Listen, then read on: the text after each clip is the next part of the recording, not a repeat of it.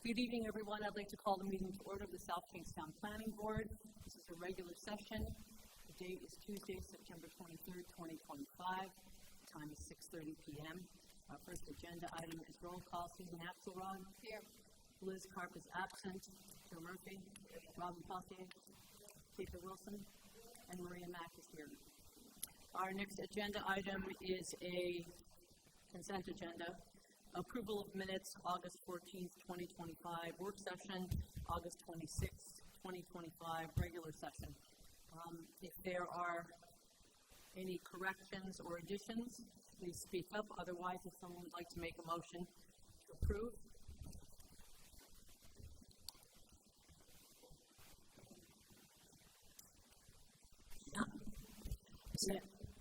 We have a motion from Joe. We have a second from Caper. Any further discussion?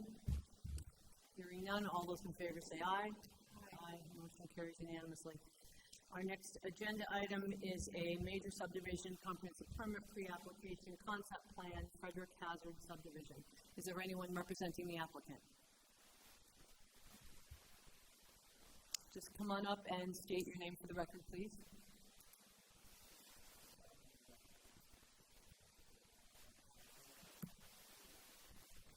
We've missed you at a couple of meetings. You've been on the agenda a couple times. Yeah, I didn't realize that I needed to be here. That was my mistake. I'm sorry. Well, you're here now. It's on Frederick Hazard. And my address is over at 427 Saugatucket Road. And just so you know, a pre-application is an informal kind of meeting. It's mostly about sharing of information and ideas. Okay. So if you'd just like to tell us a little bit about the project. Well, basically, I'm just trying to develop an area of my property for affordable housing, approximately 3 lots.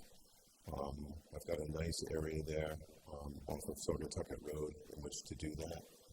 And I'd like to develop that for that purpose, for affordable housing.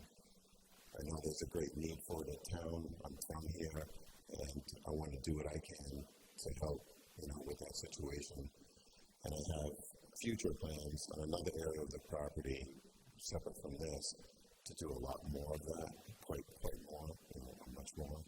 So this would be just the first step in that ultimate goal. And have you spoken with staff initially about this separate or phased approach, however you're going to do it? Yes, just briefly in the past, yes. And just about my plans. So utilize another larger area for that same purpose. Questions, comments from board members? Can you just talk a little more about kind of the specifics of what you want to do? How much land you have, how much dry land you have, and how you want to utilize it here in your first proposal, and if you have any intention to have a second phase, what that would look like. Yeah, on this phase, pretty much it's just developing approximately probably a 1.5 acre area. I've got a 1 acre area that's divided to provide 2.5 acre lots, but there's another home site on my site plan showing an area that I'd like to cordon off as another 1/2 acre area if possible, and to kind of maximize that area's potential for housing. And in terms of the second phase of what I'm ultimately trying to do is a 10 acre site in the northwest area of the property off of Broad Rock Road, and where I have an entrance there. And I'd like to cordon off a 10 acre area for 100% affordable housing, and that's at that site.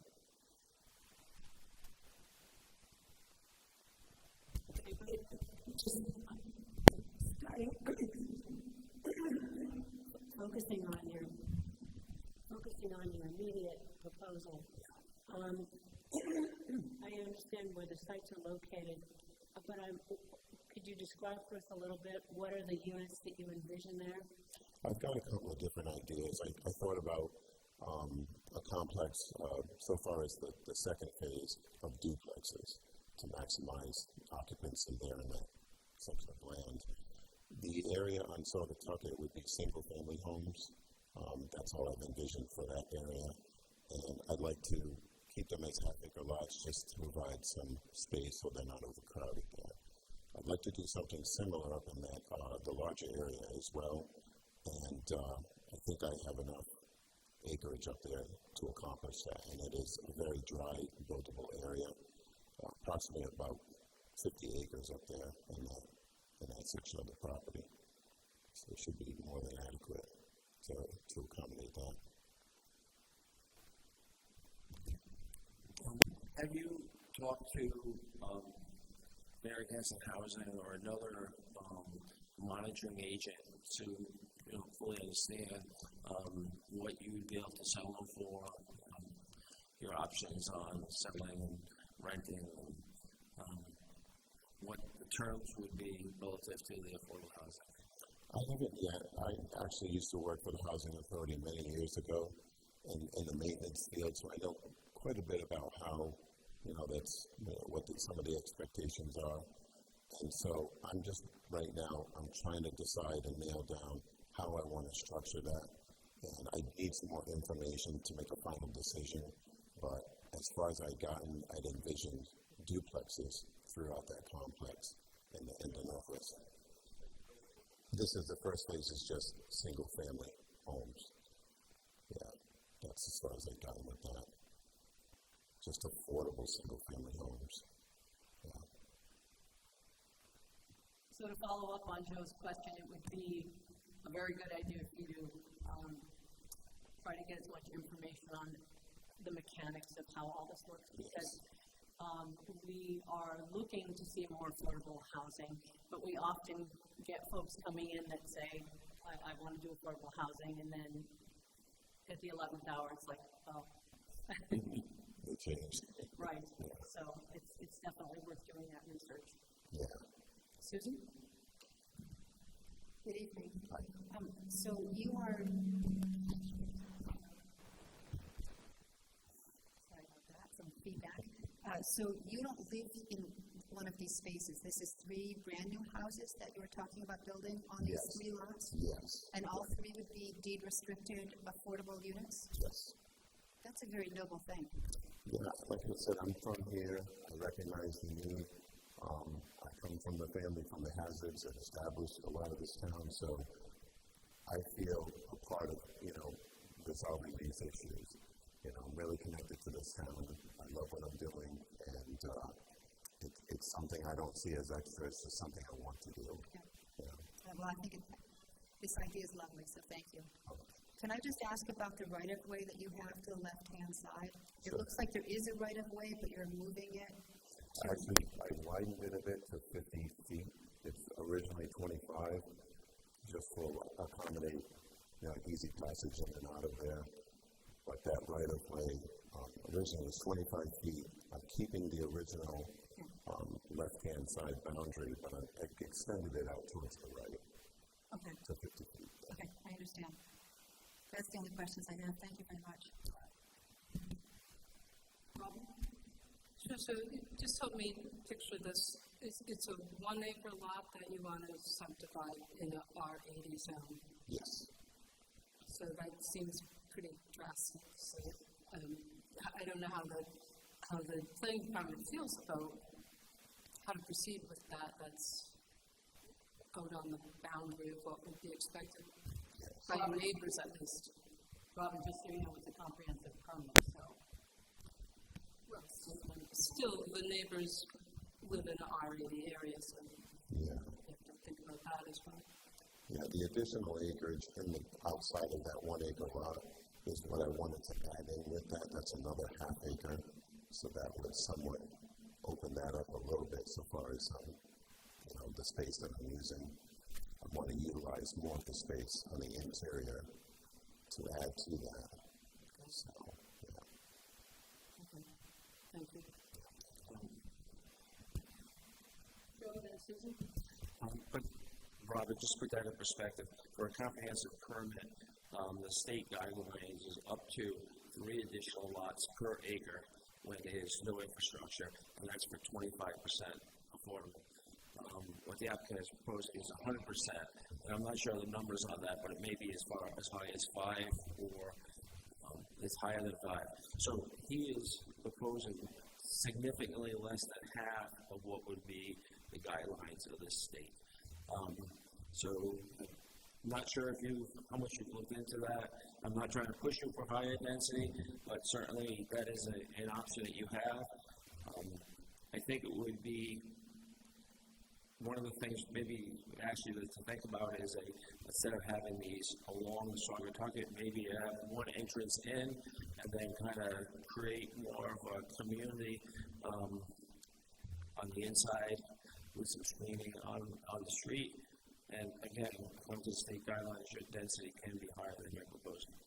I looked at that and I felt like, so far as the Saugatucket side, I wanted to reflect more of what the community looks like now without creating more density on that side. I think I could achieve that much better on the northwest area of the property. I've got a lot of private area, it goes way in, and I think it would fit there a little better so far as higher density. That's why I hadn't decided on what type of housing, 100% yet, because I could utilize a lot more of that density allowance with the comprehensive designation. It's great that you're thinking about the second portion, because sometimes when people do things in a piecemeal manner, it doesn't always work as well. It doesn't mean you have to submit it per se, but you're really thinking about the end result. And so it sounds as though you're thinking quite a bit about that. That's my focus. It's 100% of my focus. I started this with that in mind. I've never deviated from that. That's my sole purpose for doing this. Outside of that, I wouldn't be interested in developing any other kind of housing. And then I'm sure you're familiar with the area median income in terms of percentage. So. Yeah. When I came back, I lived in Ohio for a short time. I immediately, with the friends and relatives that I had there here, I became aware of how critical it had become, the shortage of housing and the affordability side of it. So I thought, well, this is my opportunity to actually do something about it. So. Great. So assuming that the board approves this plan you've laid out, would you be wanting to add any more structures to this portion of your property? Like, is there anything else that you would want to add to this section that we're looking at right now? I was interested in adding one more unit. There are 3 showing on there right now, but just one more, because I have space for one more, which would still have at least a half acre of land to go with that. But that would be it. And that would be interior to the site at the end of that right-of-way? Yeah, just across, adjacent to the house that sits further in, just right across on the other side of the right-of-way would be the location for that. Yeah. Would this be something that should be done all at once, or does it matter if he comes back in another period of time to add another dwelling? So, I think the difficulty here is you're talking about a 3-lot subdivision of 3 residential units, but that third unit, in essence, would be on 50-plus acres, which would require a further subdivision of the 50 acres to pull that unit out. Because you're not going to have 3 individual house lots and then something else. Right. That something else has to be something, not something else. So it's not 3 single-family homes in excess acre. In reality, it should be a 4-lot subdivision showing 3 single-family homes and then the development of the 4th piece in some manner. Because you want to make sure that the development of the initial piece doesn't tie your hands of what's remaining. So that's the difficulty here. And then we heard tonight, I guess I have a couple of questions. Is anyone residing on the property now? No, I'm there all the time. I use that site as just to oversee what I'm doing. I do a lot of land clearing, that kind of thing, but that's it. Yeah. So no one residing in the camper or trailers on No, that's mine. I actually use it as my office space. I have connectivity in there, I have electricity there, just so that I can actually operate out of there. I don't really have another place to operate out of, and I like to oversee what I'm doing there. So. And then you mentioned in phase 1 that you're doing a comprehensive permit. You didn't mention the affordability component of phase one. You only mentioned phase two, you would like it to be 100% affordable. Oh, no, this one as well. This phase one is 100%, yeah. Yeah. And I think one of the board members asked the question, whether it was Joe or Susan, about the understanding of affordability and how you're going to bring those affordable units to the marketplace. Yes.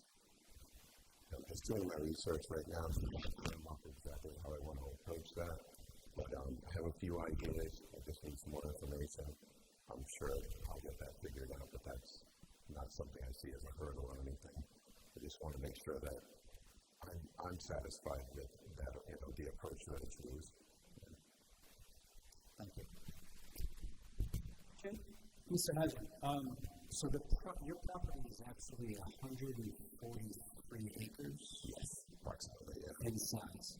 So if you look on the screen, this area is down at the bottom, correct? Yes. Whereabouts is the phase two? Oh, that would be in the north, the left side of that. Yeah, right in that area, yeah. All right, so from a procedural standpoint, when you would propose a subdivision of a parcel this size at master plan, you come up with the phase one concept and commit to the phase two concept, but you're going to probably have to look at the property as the whole and not just on your site plan that you're providing. It's just kind of that southern part. Yeah. So you're going to have to dive a little deeper, and the survey work and the site plan is going to have to reflect at least the area that's set aside for anticipated to be phase two. Also, you need something to indicate what I'm going to do in the future. Correct. Correct. Just from a procedural standpoint, because from the inclusionary zoning side, if this wasn't a comp permit and you were to come in and say, I'm going to do a two-lot subdivision to create one more lot, Right. and you did that 8 times as a way to try to avoid inclusionary zoning, it would be from the time that you begin the subdivision. So today it would be like 6 lots would be based off of the layout that you have today. So I'm just saying that because in anticipation of you moving to phase two and talking about it in master plan stage, if you choose to go that route, there's going to have to be some site plan information included to reflect the whole lot and not just the southern portion. Okay. It would be very helpful for you to have an ongoing dialogue to the greatest extent possible with the planning department. Oh, absolutely. So you understand and make it easier for you. Yes, I definitely would like. Anything else, Joe? No, just the last thing is that you're well within the density guidelines provided by the state for a comprehensive plan. If you are in that section considering a fourth property, I think the preference would be that you show it now when you come in front of us, just so we make sure everything, and then you'll have your approval in place for whatever you decide. That way we can make sure that those 4 things coordinate well. Yeah, that's one of the questions I was going to raise here, but that's ultimately, I'd like to show that now, and, if I could, yeah. Yeah, that's why I made a comment about piecemeal development can actually make it more complicated for you, so you want to be thinking big picture as early as possible. Anything else for you? I have one question. So Then Brian. So if you divide it into 4 lots right now, do they need to be 4 lots that are separate from the big acreage? Or can one of those lots include the big acreage, considering he has future plans? Like, do those 4 lots need to be standalone now? Or can one of them be the 150 acres?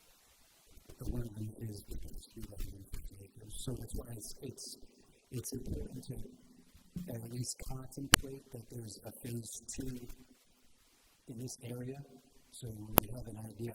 And the applicant knows and the planning board knows that any further subdivision of the property is going to be subject to the inclusionary zoning from phase one. So it's just another way of making sure that we keep the process the same.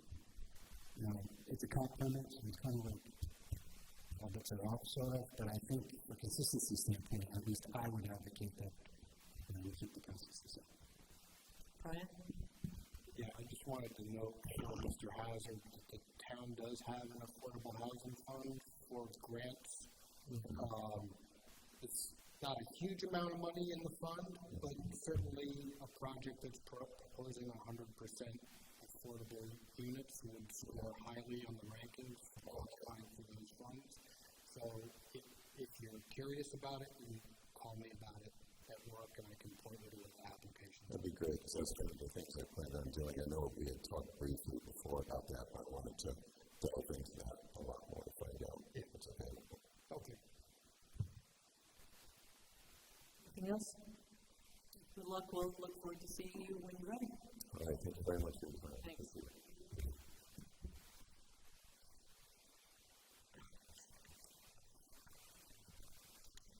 Our next agenda item is Ranger Land Development, Extension, Reinstatement, and Preliminary Plan Approval, Wakefield Alzheimer's Care Facility. Is there anyone representing the applicant?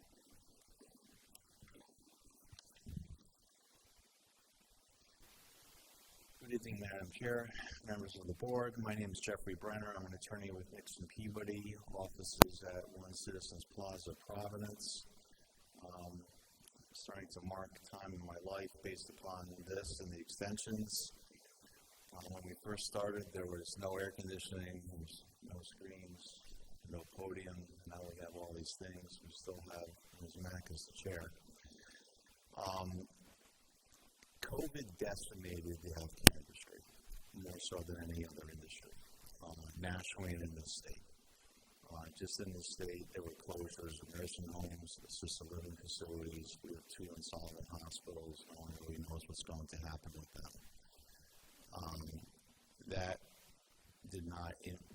That also impacted my client in the development of this facility. The need is still there. Our information is still that a memory care facility, 72 beds in this area, is still needed. I noticed that my friends from South County Hospital here, with whatever they have going on, I mean, it's such a natural, grassroots, use that would help the hospital. We were collaborating with University of Rhode Island Nursing School. We still have plans to do the facility. We would like a 2-year extension of the preliminary plan approval. In the meantime, my client has been maintaining the property. The grass is as green as grass is going to get. The trees are trimmed. We did have an issue with the wall about a year and a half ago when we fixed the wall. It's fallen down again. There's something. Never been repaired. What's that? Hasn't been repaired. Oh, it was repaired. I sent pictures. That means something else must have fallen down. Because we repaired it, had a contractor come in, it cost tens of thousands of dollars to remove all those stones that was in the right-of-way to get them out of the right-of-way, and then to make sure it was neat and tidy. So, I have letters here that I know I sent to the town. I haven't heard since, but if there's still an issue since then, we'll certainly address it. We can talk about that offline, and, that's easy. In order to assure the town that whatever condition the wall needs to be in is in.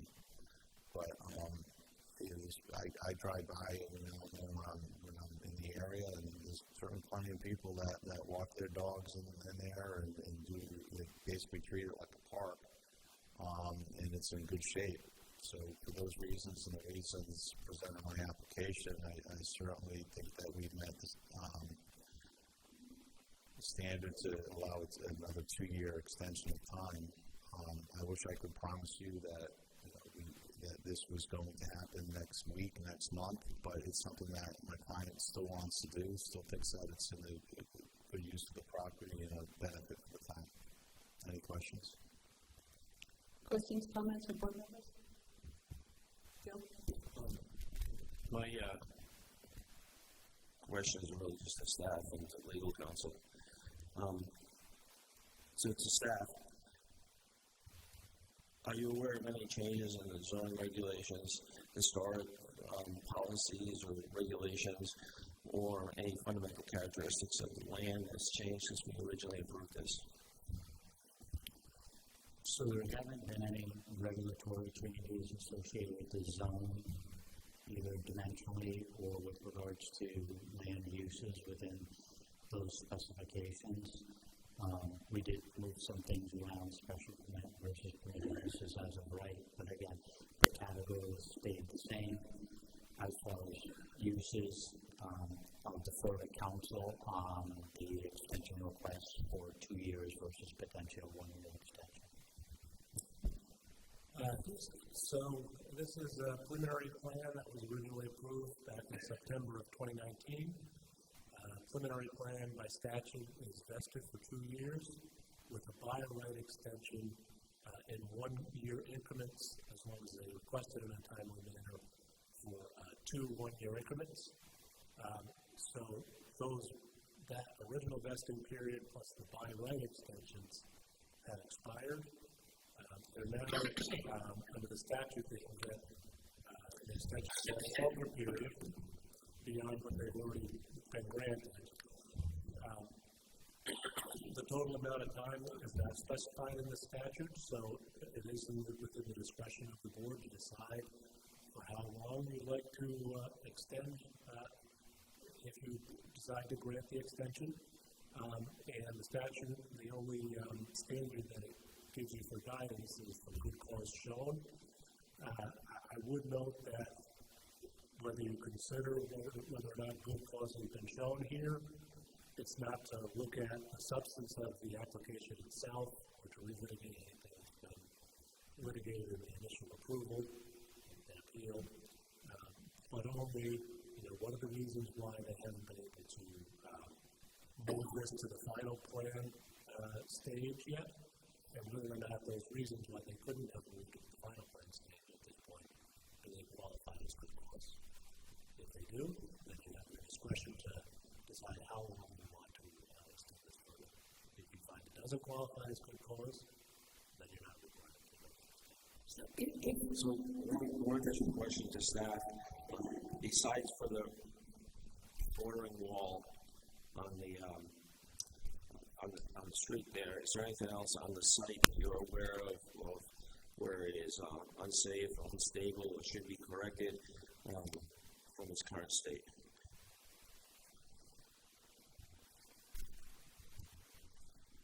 Again, over time, the discussions I've had have been associated with maintaining the stone wall in good repair. That's been our primary concern as time moves on.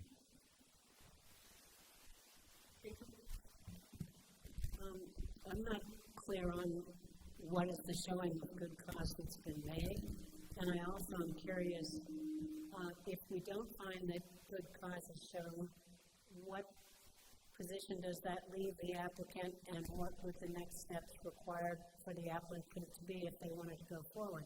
I want to understand better the consequences of the finding we're supposed to be making and why we should make it. So I'd leave it up to the applicant to make the case for why they feel that good cause is shown here. What the consequences were if you decide that good cause hasn't been met, that would leave the applicant in a position to do one of two things. There is a provision in state law and also in local regulations about reinstatement of an approved plan. Reinstatement has a different set of standards that you'd have to look at.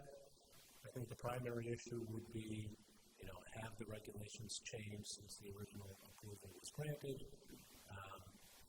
Those type of, and then there's a list of standards that you look at with that.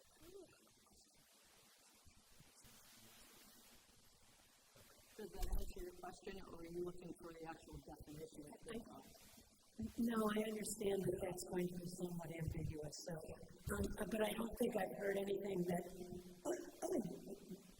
I don't think I really have heard what the showing, I would like the applicant to make that showing. I guess my only concern is we have other proposals going on in that area. The site, I think it's the adjacent property, 571, has plans that are in place, and there's a proposed renovation of the Sheldon building that would add housing. So we're proposing a lot more intensive development of that area, and we have plans that are being extended over time, and it seems to me that if we continue to extend approvals from an earlier point in time, we're not hearing from the community. So I'm trying to understand the impact of our simply going along with an extension. That's what I'm asking for from the lawyer.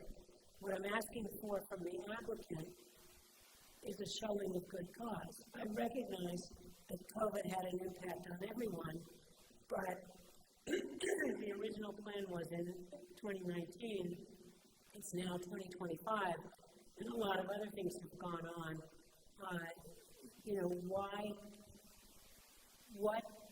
What is the good cause for extending a prior approval without re-looking at the proposal in a contemporary time frame?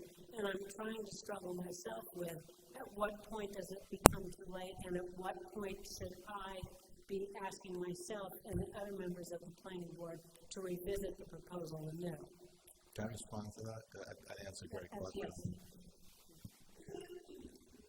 If the town had gone through its planning regulations and made a bunch of changes, and I don't want to say you should or shouldn't have, but had the landscape literally changed, then I think this would be a good time, or it would have been a year ago, maybe a year from now, to reconsider everything. If the area was different, sure. But as I was preparing for the application, I reread all the regulations compared to what it was when this got approved. For better or for worse, they're the same. And I know there's probably a lot of people on this board that wish they were a little bit different, but they're not. The area, when I've driven through, is basically the same.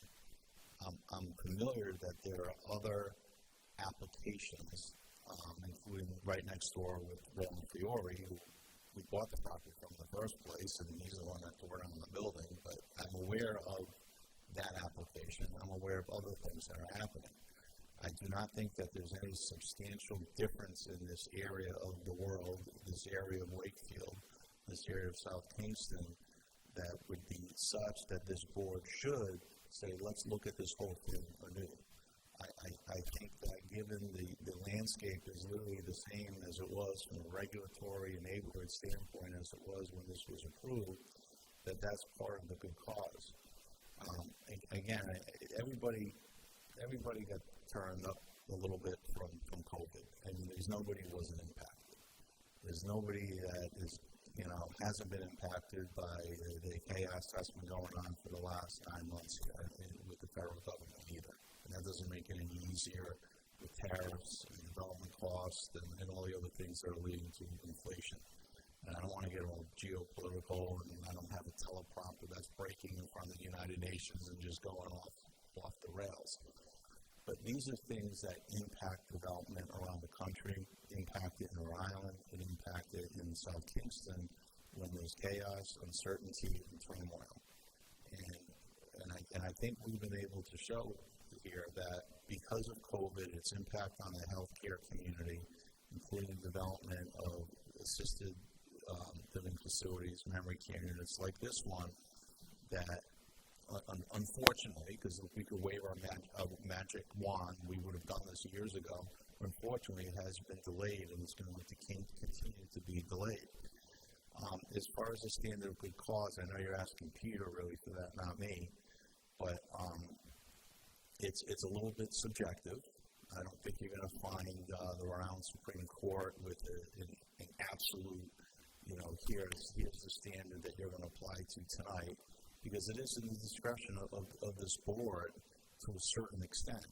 But you need to look at the things that I'm suggesting to you that we've shown for there to be good cause, and not to put us in a bind where we have to, protect our interests. We'd rather work with you.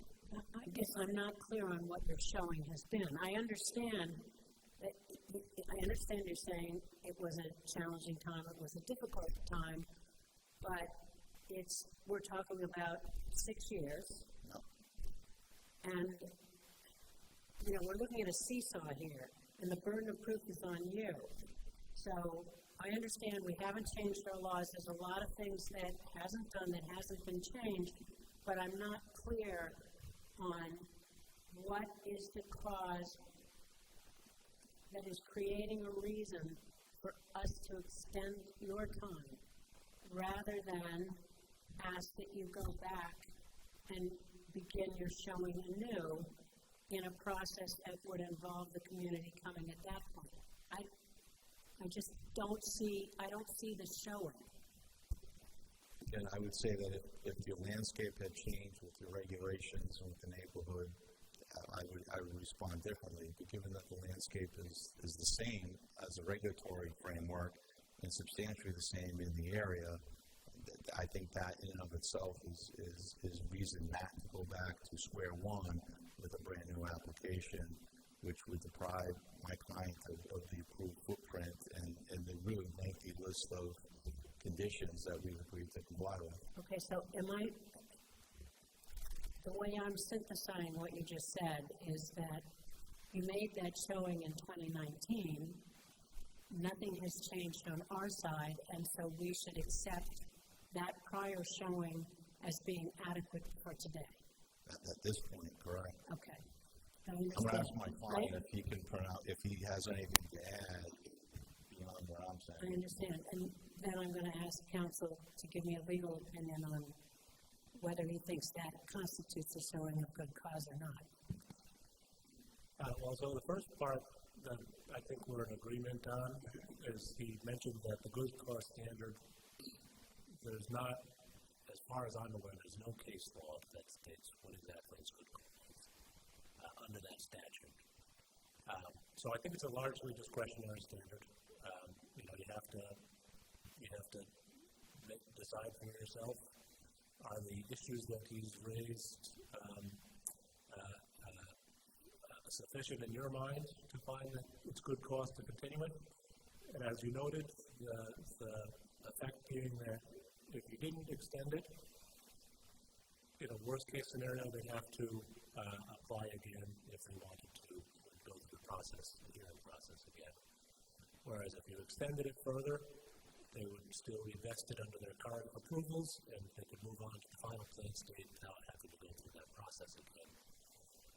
As to the comment of whether or not the fact that regulations haven't changed is in itself good cause, I don't want to step on your discretion because ultimately it's your call. But in my opinion, that alone wouldn't be good cause. Otherwise, it sort of inverts the structure of the statute, whereas, it's almost as if saying, unless something changes, you're vested indefinitely. Not exactly, but that would kind of be the effect. But the statute does say that, you have a definite time period, and if you go beyond that time period, it's on the applicant to come in and convince you that you have a good reason to extend it further. They've mentioned some things, COVID, obviously that had an impact, and there may be other reasons why they believe it's good cause. And if you agree that makes sense, that qualifies as good cause to continue it further, you can. If you don't agree, you're not required to. And then they'd be in a position where most likely if they wanted to pursue this further, they'd have to apply again. So the elements that I put in the letter are the same as the elements up on the screen. The subdivision was and still is consistent with the comprehensive community plan. The subdivision regulations are substantially the same as they were 6 years ago. The zoning of the subdivision parcel is substantially the same as it was at the time of the approval. The physical conditions of the property are substantially the same as they were at the time of the original approval. And any state or federal regulations are still substantially the same as the approval. That's the standard right in your statute. Now, Richard George from my client, who's the director of construction and real estate development, is here. I don't know if Richard, if you want to say things maybe a little bit differently than me to address the concern as the planning board, but I'm frankly out of words as to how to describe our situation where I think we've shown good cause. Yes, hello, Richard George from Elderwood Development, which is for the client. I work for directly.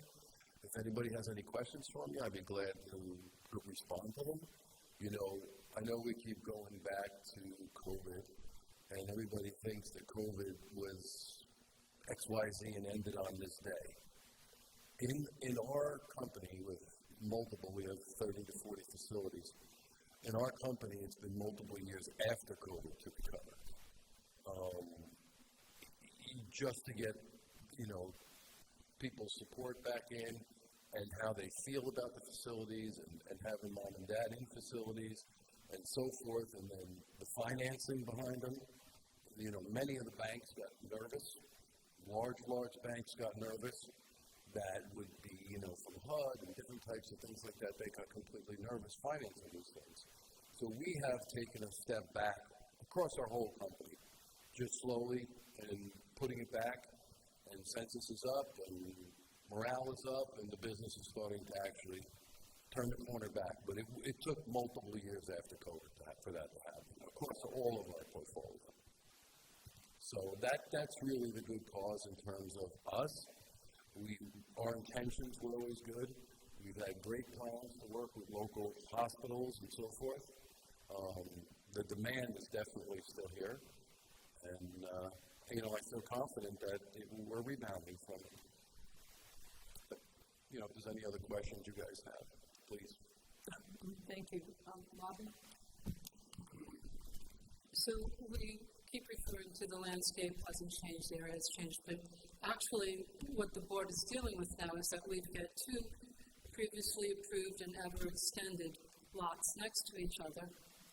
And when that began, I wasn't even on the board. I'm not sure what types of traffic studies happened. But now I think that the whole thing needs to be looked at again, because you've got two developments that are saying we've been approved, but we don't even know which ones will move forward. But I don't think we've really considered what's going on traffic-wise and what kind of impact both of these developments would have.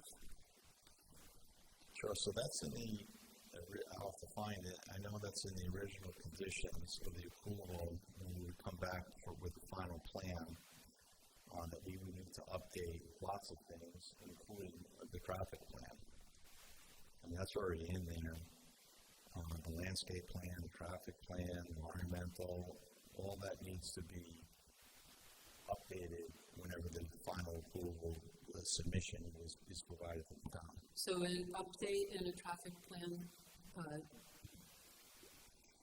necessitates that it's still all approved, or does this remain unresolved and we might have to look at everything again?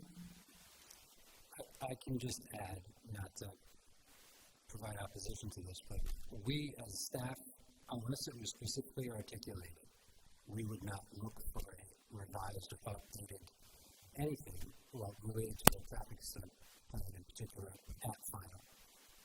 If it was submitted at preliminary and we received preliminary plan approval, we wouldn't be looking for an update unless it was specifically called out in the conditions of the preliminary plan approval. But at that point, it's never anticipated that it would be extended multiple times either, so it's kind of difficult to anticipate. Madam Chair, just one point. I know we have the local regulations for reinstatement or extension on the screen. So, looking at state law, 45-2362, it provides that local regulations shall include provisions for an applicant to seek reinstatement, which that does. But as far as extending the vesting period of the preliminary plan, there's a different statute that doesn't delegate the standard to the local regulations. It just says thereafter, the initial by right vesting period, vesting may be extended for a longer period for good cause shown if requested in writing by the applicant. So I actually think the applicable standard would be the statutory standard. Even though the local regulations set forth these 5 considerations to look at, I still think it's a broad discretionary standard because the statute just says for good cause shown. It doesn't. So just wanted to make that clear. Clearly not well written if it's ambiguous in nature to start with, right? Susan? I I feel like we're going to deny this tonight, this extension, and then this applicant will spend the next 18 months bringing forth traffic studies, environmental studies, stormwater studies, the neighbors, and the whole thing. It will end up, I feel like we'll end up exactly where we are tonight because the law hasn't changed, our regulations haven't changed, the subdivision regulations haven't changed, the ordinance hasn't changed, nothing's changed. So if all things being equal, if we're going to end up exactly where we are right now, after 2 more years of jumping through all the every different kind of permitting and stuff, it just doesn't feel a good use of anybody's time to me. Like, would we deny this if it was here tonight in front of us with the exact same environment that it was when this was approved in 2019? I was thinking something very similar, and I was looking through the packet, and I guess what I was struggling with was I wasn't on the board in 2019, but as I look at the findings of fact that were made at that time, you know, my problem is I have no way of evaluating whether I would make those findings today if I were requested to do so, because that's not what we've heard. And I understand that the showing of good cause is a challenging one, but I'm not sure that I've heard any reason, and I'm not clear on what we are giving up by granting the extension. But there are people, I assume, is there anyone on the planning board today who was, so I would be very interested to know what you two think. And additionally, I came to all the meetings because it was Larchwood. So I was out in the audience for all of these meetings 8 years ago. There were about 100 people here at all the meetings. And several board members have raised the issue this evening about looking at the area as a whole in a comprehensive fashion and addressing cumulative impact. Unfortunately, that's not something we have any regulations related to, and it's not really related specifically to this request. I do think Mr. George did a good job of an additional explanation of financial constraints and instability at the federal level and so on. So I do understand where you're coming from, and I think we need to look at things much more comprehensively. I just don't believe that this particular request, that we have the tools to do that.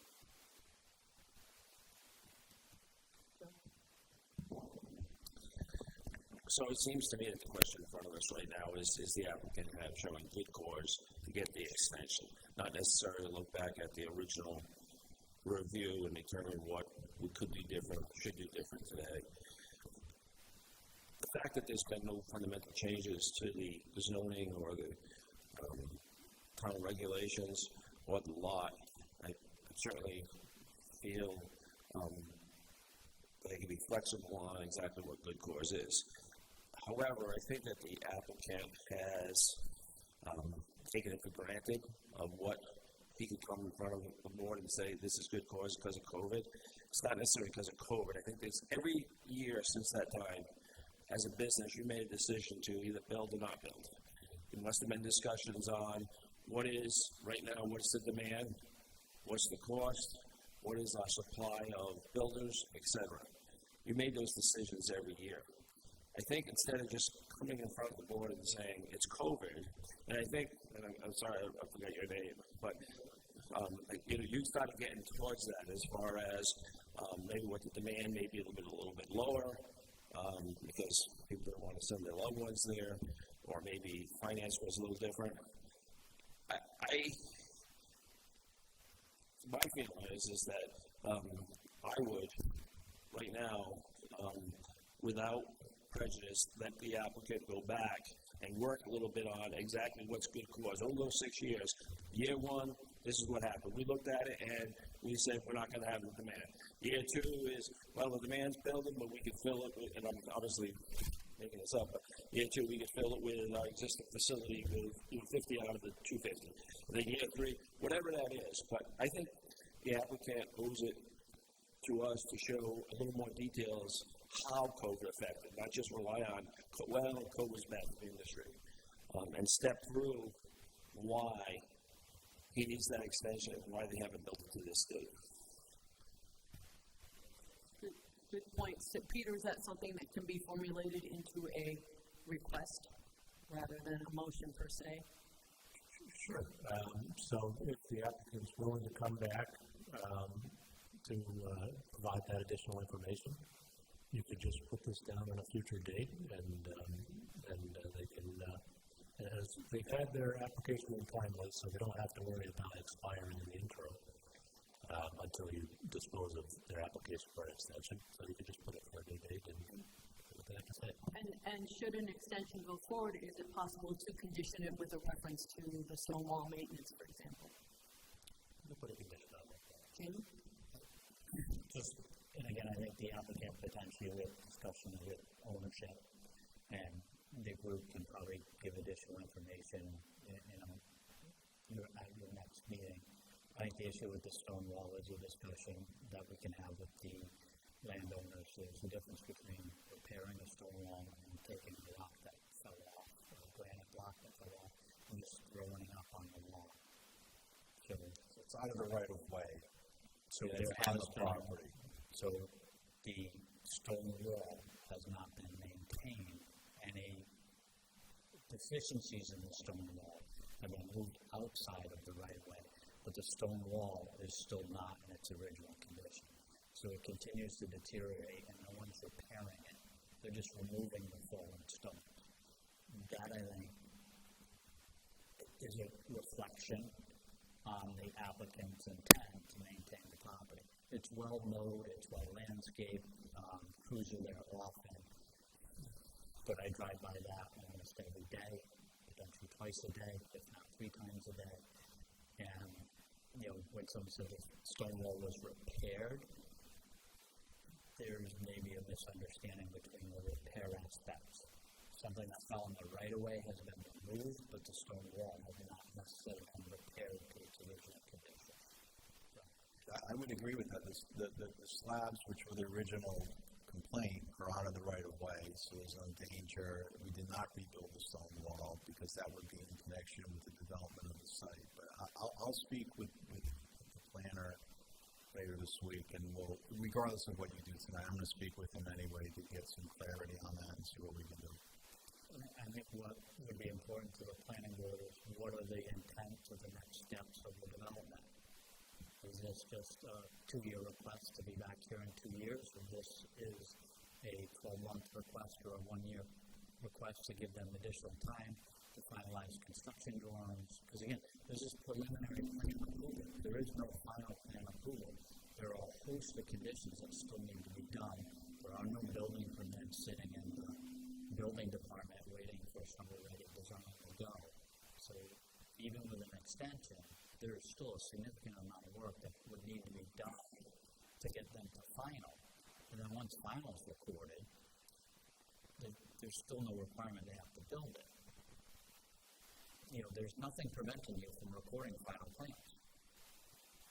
So, Richard can speak to it better than I can, but just generally speaking, once the final plans are done, the intent is to build it right away, not to have final plans sitting in and do nothing. I mean, that's been the holdup because it's that next step is going to lead to the building.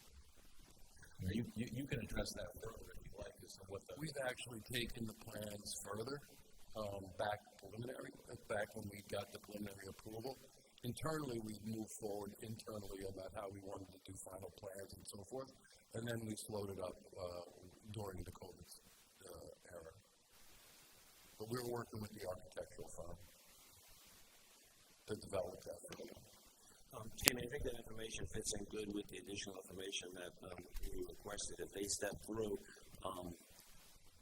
how they got to this point, what was their considerations not to build, and each year, what was holding them, and then they finalize with where they stand right now with their intention and all those challenges, where they stand with those going forward. That would all fit together well. Madam Chair, I'd just add, and the applicant can correct me if I'm wrong on this. Jamie's right. They could move the final plan once they have it together, and once you record the final plan, they're vested indefinitely. I think the difference is it might be a change in the valuation that the town assesses on the property from a tax standpoint once the final plan is recorded. I don't know if that's part of the consideration that is thinking about what they. But that's not what the assessment basis on. The assessment happens when there's a certificate of occupancy. That's what triggers it. That's not an issue for us. So are board members in agreement that we would like to have more information specifically for each year leading up to 2025, as Joe stated, and have a dialogue with planning staff with regard to the need for proper maintenance or corrective action for the stability of the stone wall? Peter, do you think we need a motion for that, or can we simply make the request?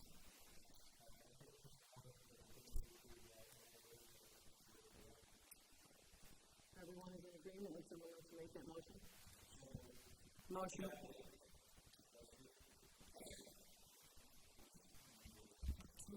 It's a Thursday, right? That's the work session, right? 20.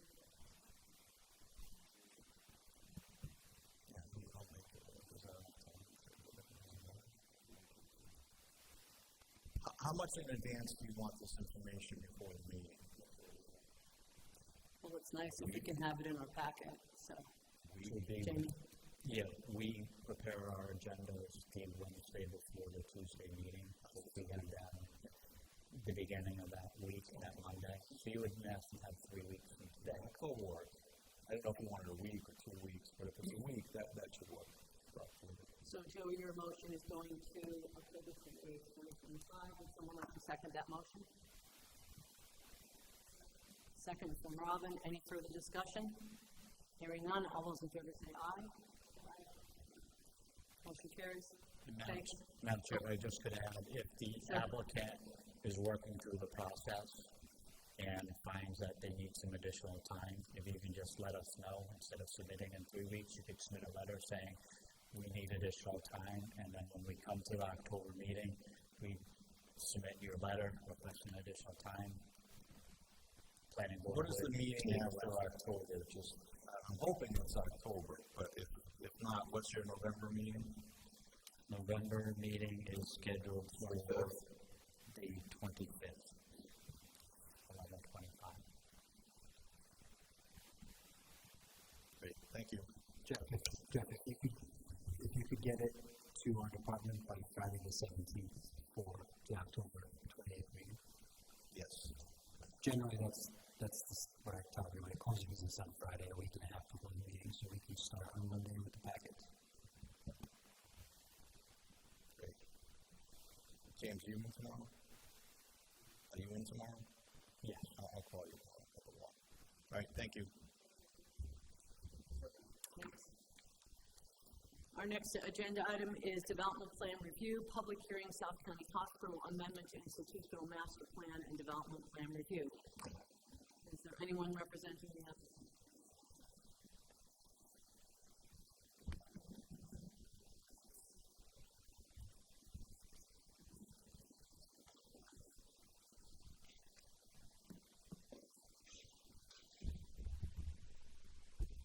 Good evening, Madam Chair and members of the board. For the record, my name is John C. Revens Jr. I'm an attorney with the law firm of Revens St. Pierre and Wiley with offices at 946 Sunderland Road in Warwick. I'm here this evening representing South County Health. We are requesting an amendment to our institutional master plan and we're also seeking development plan review and approval for the property my client acquired on March 31st of this year at 11 Kenyon Avenue in the town. We are requesting the amendment to the institutional master plan to incorporate 11 Kenyon Avenue into our IMP as an employee-only parking facility, and for you to grant development plan approval for the proposed construction of that facility. Prior to tonight's hearing, we entered into a contract to buy the property on July 8th of 2024. We were here on October 22nd of 2024 for the zoning map amendment and for you to make recommendations to the town council, which you did affirmatively do. And on March 10th of this year, the town council approved the zoning map amendment for this property to be rezoned into the necessary zoning to build the property. We closed on the transaction 21 days later on March 31st. In July of this summer, we held a public workshop at the hospital. We invited all the abutters of the property to come to that meeting. We received a number of suggestions from them, which were incorporated into the plan. On August 1st, we filed the formal application for the IMP amendment and for development plan review. Since that time, the town has certified that application as complete. We also have received a sign-off from the Union Fire District that they have no objection to the plan. We didn't have that in place when we had the TRC meeting. From the beginning of this project, we have communicated regularly with the abutting neighbors and town officials about our plans and have incorporated many of their suggestions into the application, which is before you this evening. We're essentially proposing to demolish the building, which years ago was Dr. Conrad's office, and construct a new parking lot, as I said, for employees only. And we're also going to install new stormwater management controls. Presently, all of the stormwater flows by sheet flow off the roof of the building, off the sidewalks, the staircases, and the very large parking area that's there. It's untreated, it's uncontrolled. We have an application into DEM for a stormwater management plan, which we expect will be approved shortly. The only reason we had to submit that is because there's a wetland across Salt Pond Road on another piece of property that's within the jurisdiction. There's absolutely no impact to that wetland from our proposal. In fact, the water will be cleaner, and it will be the velocity will be reduced as it's discharged into the systems that have been designed by our engineers. The proposal has very attractive and comprehensive landscaping plan, which will mitigate the visual impacts of the parking and also enhance the stormwater management. My client intends to limit the parking to the day shift of hospital employees. We intend to install proper lighting and security cameras for the safety of our employees and the community.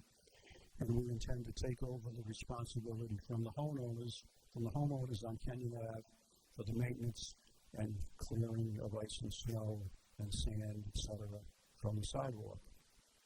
We also plan to install proper signage at the intersection of Kenyon Avenue and Salt Pond Road to identify the parcel as employee parking only and to indicate with directional arrows on that sign where the main campus is and where the emergency room is.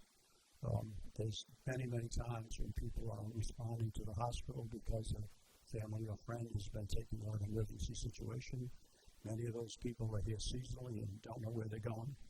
And the signage on the corner, besides providing designation as the parking area, will help people more readily locate the hospital.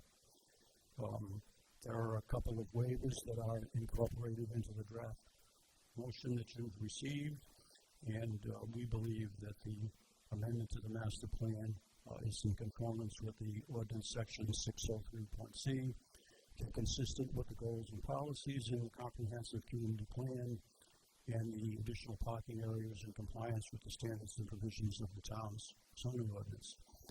We'd like to thank your planning director, Jamie Rabbit, and his deputy, Jason Parker, and all the other town officials who've been very helpful in guiding us through this process. We'd also like to thank the neighbors who are here tonight and the others who did not make it tonight that have been supportive and helpful as we've gone through the process of coming up with a development plan with the site. I have a number of people who are with me tonight who are part of the applicant's team. They include Andrew Prescott, who's the general counsel for the hospital, Scott Lindgren, PE, who's our lead engineer and project coordinator, Zachary Tang, who's the transportation engineer, Evelyn Odette, who's our lighting expert, and Don Layton, who's our landscape architect. So my plan, Madam Chair, if it's okay with you, is to have Mr. Layton come up and explain the plan, the landscaping, etc. And then if you want to hear from all of the other experts one at a time with their narrative, I'll do that. Otherwise, we can just do Q&A with the others as you see fit. Thank you. Certainly. Very much for your attention. Mr. Layton? And he submitted a 3D drawing that was revised on Friday to reflect the latest tweaks to the plan. And if we could bring that up, I think that would be helpful.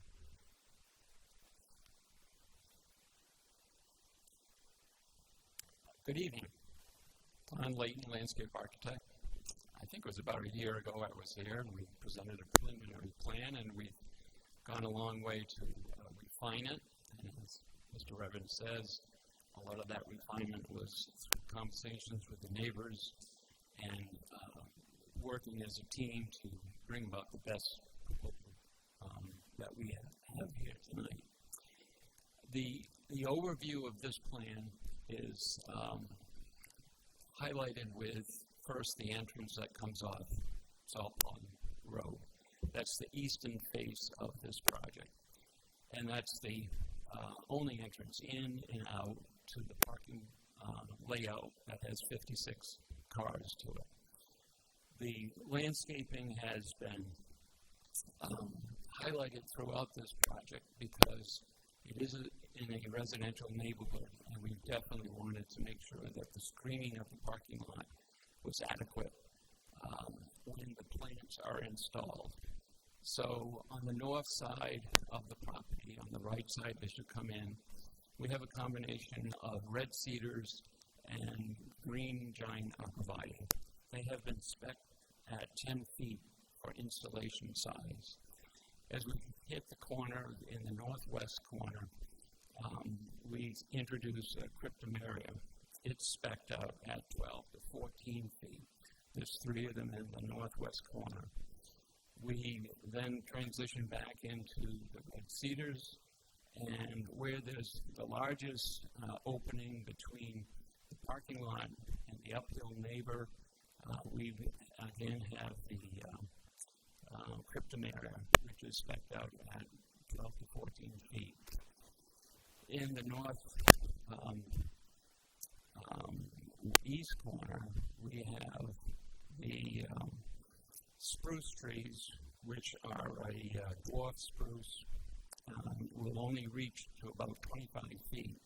But we wanted to mimic the spruce trees that we're maintaining down on Salt Pond Road. And then when finally we get to the south side on Kenyon Avenue, we're trying to maintain the existing deciduous trees. And there was a lot of engineering to do that because the root systems of those very large trees expand out. So parking lot arrangements were changed 2 or 3 times to ensure that the root systems would be saved. And under those large trees, we have a collection of Steed's holly and cherry laurels, which will be installed at 6 feet for the Steeds and 10 feet for the cherry laurels, densely packed so that people from the parking lot will be funneled to the crosswalk. That was a major issue a year ago. We had a plan that had a cross street crossing, and the neighbors felt strongly, and the engineers weighed in and felt strongly that that parking lot needed to be serviced from the existing intersection. So a walkway was designed to go to the southeast corner and was changed again several times so that we could ensure that the root system of the large trees would be maintained. That corner also has the more colorful plantings. In one of the sessions that we had with the neighbors, it was requested that we introduce pollinators. So lilies and butterfly plants have been introduced into this area along with azaleas, rhododendrons. The dogwood trees are also part of this. And in that corner also is a area that we refer to as the stone garden, because that's the outlet for the drainage. And the engineers had a smaller area of stone, and we wanted to make sure that that stone was not just riprap, but a stone that would reflect some of the beach stones that are actually in the neighborhood across the street. And it was a little bit of an inspiration to say, well, let's turn it into a stone garden. Still plant it. We have junipers and other plants around this stone garden. And we're going to reuse this very large boulder that's right on the corner and use that as the anchor for this corner that will be quite colorful as people leave the parking lot and come to the crosswalk. The other thing that changed through this process was the interior landscaping. We had additional deciduous trees, but when the lighting plan came about, we decided that the lighting was going to be more important than some of the trees that would block that lighting. So we moved some of the trees to the perimeter, red maple in particular, and we left the center of the parking lot with low plantings on the island. The center of the very island is a lawn area, and the light fixtures really dictated how that landscaping was formulated. The light fixtures, which are shown on the plan, are 14 feet. We worked to make sure that they were as efficient as possible so that we could minimize how many we needed, and that worked out very well with the landscape plan. One additional feature to the landscape plan is a low split rail fence that runs along the east side of the parking lot. The parking lot sits up a little bit from the street. There's where the colorful plants are. The one single rail split rail fence runs along that face. It turns the corner and also parallels the walkway that leads the people from the parking lot down to the intersection. One of the concerns that we've heard about is, will people take a shortcut from the parking lot and still try to cross Kenyon Avenue mid-block? And the grading of the parking lot, which the engineers were very careful about, it pushes the grading down. So any grade along the south side of the parking lot is essentially 3 to 4 feet below the grade where all of the plant material will be, the new plant material will be installed. So there's a steep embankment between the parking lot and Kenyon Avenue, and the only comfortable way out of the parking lot is down through the southeast corner where the walkway is located. I think I've covered it all. I'll take questions though. Thank you. Questions from board members? Go ahead. Good evening. Hello. I have a couple of questions for you. So first off, I understand you've built a bit of a berm to keep pedestrians from cutting through. Mm-hmm. But human nature says I'm not going to go down that hill, cross, and go back up the hill. So if I do blaze a trail as a shortcut, is there a decent sight line for crossing Kenyon Avenue? If you were to, Further up the hill? if you were to actually go up over the berm and through the Yep. plant material, Is that an unsafe way? I mean, it's not ideal, but It- is that a safe enough way for people to cross? if the vehicles were going the proper speed, there's enough of a sight line, but we've stood out there enough to see that the vehicles don't go the proper speed, and I would not want to cross there. We had a site walk with the neighbors in December, and it was very eye-opening that the cars, as they come around the corner, were going rather fast. So I would say no, it's not a safe area, which is why I think the consensus was let's go to a crosswalk, let's introduce a new crosswalk, and have the walkway access to that location. It will be difficult to walk from the parking lot up and over the berm through plant material that will be essentially a fence, and will continue to grow a little bit higher. Okay. Thank you. If this does become a pattern, which I know that you're doing everything in your power for it not to be, is there another remedy in your back pocket to make that a safer? We would extend the fence. Okay. We do have a rail fence. It's meant to just guide people to that one and only walkway, but we would extend the fence through there. Okay. Hello. Andrew Prescott, General Counsel. Speak into the mic. Yes, just a reminder too, and I don't know if this is where you're going with that, but this will be an employee parking lot. The rule will be that you go and cross at the intersection. These are our employees, they're not visitors, they're not patients. We will impose corrective action if people just disregard the rule. We've made it as difficult as possible from the physical design, but if people, for whatever reason, don't listen and don't cross where they're supposed to, we will intervene with that. They're our employees. A couple of questions. Certainly this is challenging in terms of design because you're trying to landscape an area that will be well integrated into the neighborhood, have appropriate screening and green space, address stormwater issues as well as safety. And it appears that you have done that quite well. The meeting with the abutters sounds as though some important changes were made. Have there been any discussions relative to maintenance of the site? Because that's something that, as far as the hospital's institutional master plan, that maintenance has been problematic. So has that been addressed, and is there any plan going forward? I'll let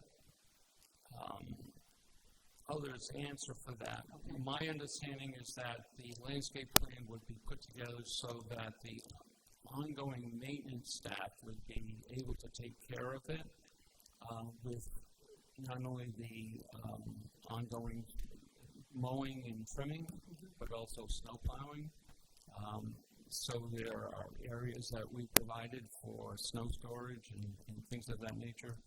But that was something that we had talked about early, that it would be maintained and it would be an outside contractor.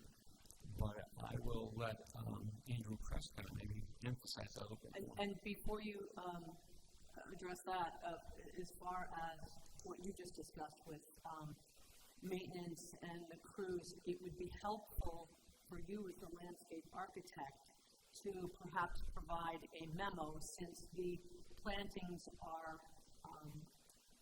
of very interesting variety and perhaps different species than you encounter in your typical parking lot. So some kind of narrative would be very helpful, I think, for you for future maintenance to those who would be. That's a very good point, because I can recall over the years many projects with parking lots where plants were meant to be left alone and grow, all of a sudden turn into light bulbs because people think the best way to maintain them is to share them. But that's not the case here. So I think your point's well taken. Mr. President? I think Don had it right. We'll assign our existing landscape teams and those who do the snow removal on the campus to this site. It'll be part of their job. It'll be part of their scope. We have a new facilities contractor, actually, Cawthall. We've hired to really sort of up our game in terms of our facilities maintenance. That company will be responsible for supervising the folks who do the maintenance on the site. Yes, certainly an educational effort would be invaluable, Agreed. particularly since. Agreed. I think your idea is excellent. We'll get that instruction from Don and pass that along. Joe, and then Susan. So as far as the landscaping goes, I think this is a very thought out design. It's a nice design. It's required and fills a need. I think you did a good job with the vegetation as far as mitigating impacts to neighbors. With that said, the shortcut, I don't buy it. I mean, a berm this high is not going to prevent an employee that's coming late to have to going down 100 feet that way across the street, 100 feet back. Vegetation buffer over a period of time, it's just going to get a footpath and it'll get worn out. So I know Jamie would tell me you can't have a crosswalk mid block, and I understand that, but I do believe that people are going to take shortcuts and they're going to cross the street without the crosswalk. So personally, I think that there should be some type of defense there to prevent them. And I shouldn't even say prevent them, it'll slow them down. 5 years from now, the fence will be on the ground and they'll be going over the fence, but they should get 5 or 7 years out of it. So my feeling is that you need an obstruction there to prevent people from taking a shortcut. But otherwise, I think you did a great plan. Susan?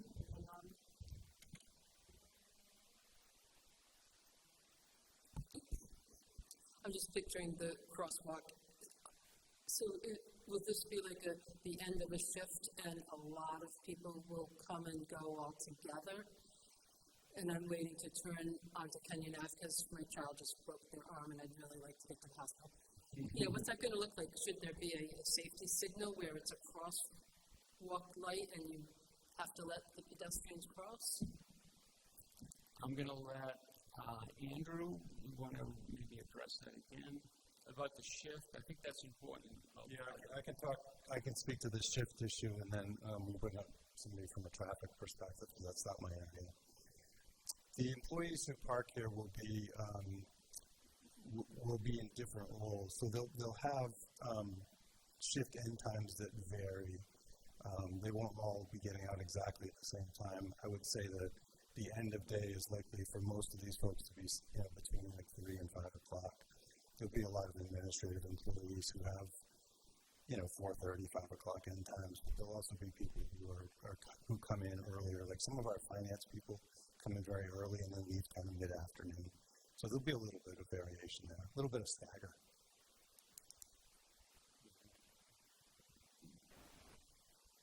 Zachary Tiang, VHB. We don't believe at this time that the signalized crossing would be warranted at the intersection of South Pond and Kenyon to install a signalized crosswalk across Kenyon Avenue.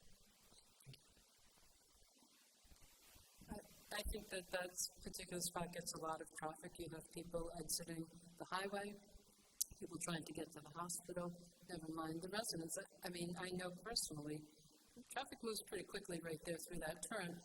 And to start that turn and realize there's pedestrians is going to be not that smooth. Scott Langren with VHB. Thank you, and thanks to Zach for pointing out the warrant aspect of signalized crosswalk. Here, obviously, all the concerns in terms of pedestrian traffic. Crossing locations are studied, and the Kenyon Ave location is actually the best place safety for a pedestrian. It has the best sight lines. So if you're a pedestrian that is standing looking to cross, you have the best sight lines to the east and west of Salt Pond Road and also north of Kenyon. It gives opportunity for people that are coming in and turning in on Kenyon or coming down Kenyon to notice the pedestrian that is waiting at the intersection. There isn't a provision to be able to put a signal at this location, which would stop traffic as coming down. And as such, the visibility of the openness of the intersection is actually the safest space. But drivers need to be aware once the crosswalk is in and there's activity of the crossing. People normally drivers that are conscious of where they're going and know that there's a pedestrian potential possibility.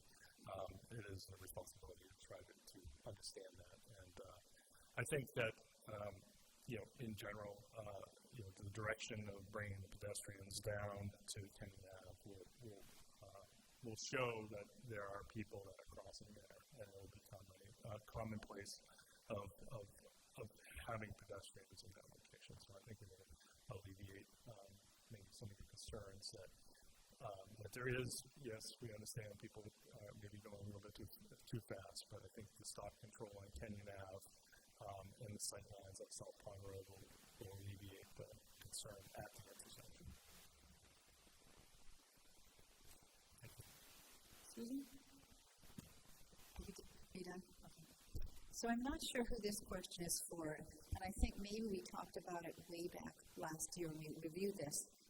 If this is just for daytime parking, will there be lights in this lot, and will they be completely dark at night, or will they be on all the time? Can you explain the lighting to me? Evelyn, could you come up, please, and do that? I can do it, but I think it's better if we have the lighting consultant do it so she can be more detailed. Yeah, yes. Evelyn Audette from Evelyn Audette Lighting Design. The parking lot is going to have lights that are on poles that are 14 feet high. The lights will be horizontal to the ground, so the source will be horizontal with a comfort lens on it. And there will be a control system, because we have the technology, to turn the lights on to a certain time. At dusk, they'll turn on, and they will go off at a designated time, 9 o'clock. And then they will have sensors, so if someone is approaching that, is going into that parking lot at an off hour when no one should be there, the lights will go on, which will be a deterrent for them to be there if they're not supposed to be there, and then they will go off, and we can set that time of how long it's in the industry at standard for 20 minutes. Motion on, off in 20 minutes, so they will not be on all night. Thank you for that information. So if it's used the way it's been explained to us, you've just, not you, collectively have just said that typically your employees are leaving at 3 or 4 o'clock in the afternoon, then theoretically in July, those lights will never come on. Theoretically, yes, they don't need to come on. And that is a determination on the group in the neighborhood, is that they should be off. There would be no reason for them to come on at 9 or 10 of 9 and go off at 9. Right. There would be no reason to have them on until midnight every day if you're not.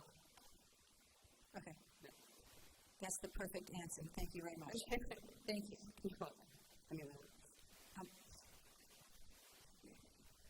And then I have another question about landscaping. Sorry about that. There's a couple of things. One of the symbols on your landscape diagram doesn't seem to align with any of the plant material on the next page. So you might want to just do a little cross-reference. I wasn't sure what one of the designations was. RC or RE? I think it's RE. I don't have my magnifying glass. So RE or RC?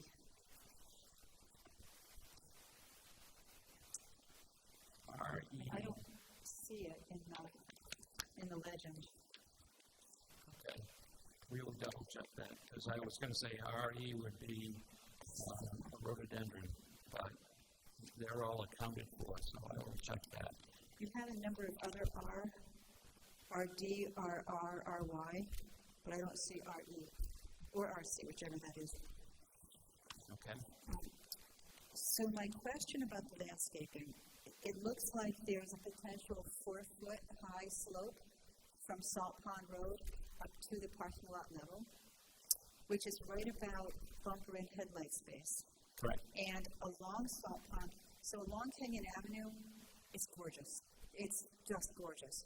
What I'm worried about more is Salt Pond Road where, I mean, daylilies are beautiful for the day they bloom, Right. but there's not a whole lot to see any other day of the year.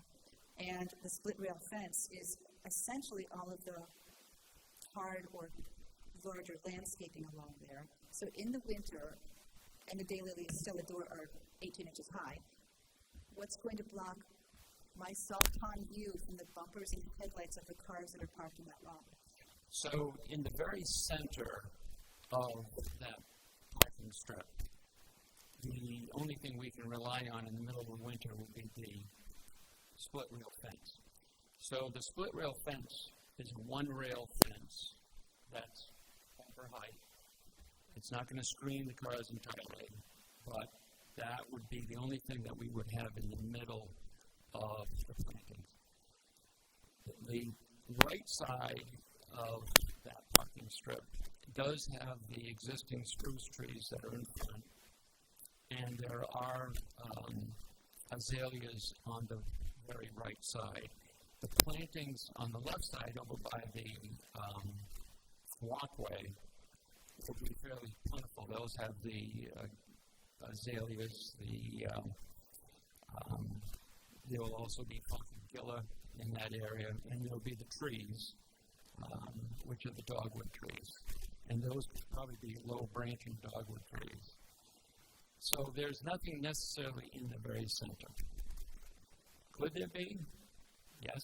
I mean, we can move things around. There could be, soft touch ilex that get to about 2.5, 3 feet and be a backdrop to the lilies.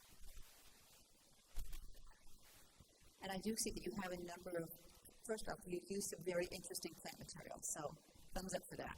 But down that hillside, you do have a collection of different things, but again, they're being planted down a slope, so they won't rise up to cover much of anything.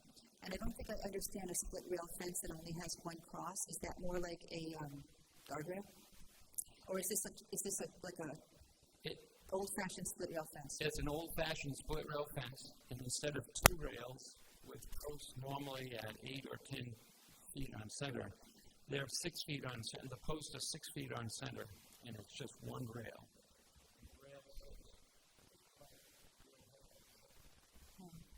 And it basically just gives you a nice backdrop for the lilies and the other plantings that are left and right.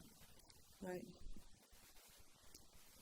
For my own preference, I would be happier if there was a second rail down a little lower to block some of that view, or some evergreens or other plantings aside from the row of lilies to block the view from Salt Pond Road. It could easily be the soft touch ilex. Yeah, because that will be high level from Salt Pond Road. So thank you for that. And I might be my only question for landscape. That is my only question. Thank you.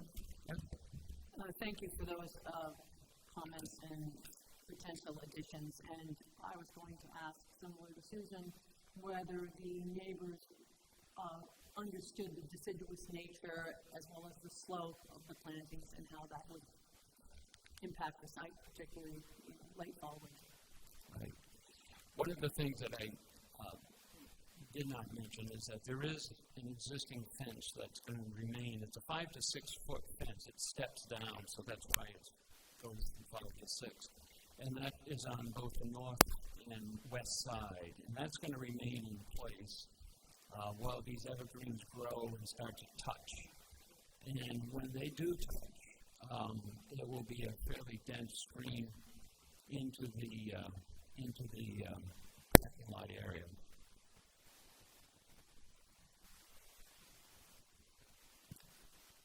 Any additional questions relative to landscaping from board members? Robin?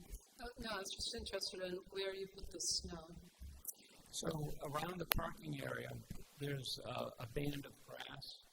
So the snow plowing would be arranged so that they could put the snow onto the grass area. There's also the center island. It would be a little more difficult for snow plowing for that, but we're looking at probably an 8 or 10 foot swath of grass all the way around the parking area. So when would the plowing happen? You'd have to have an empty parking lot to do that? It would probably be early in the morning before the shifts comes in. Yeah.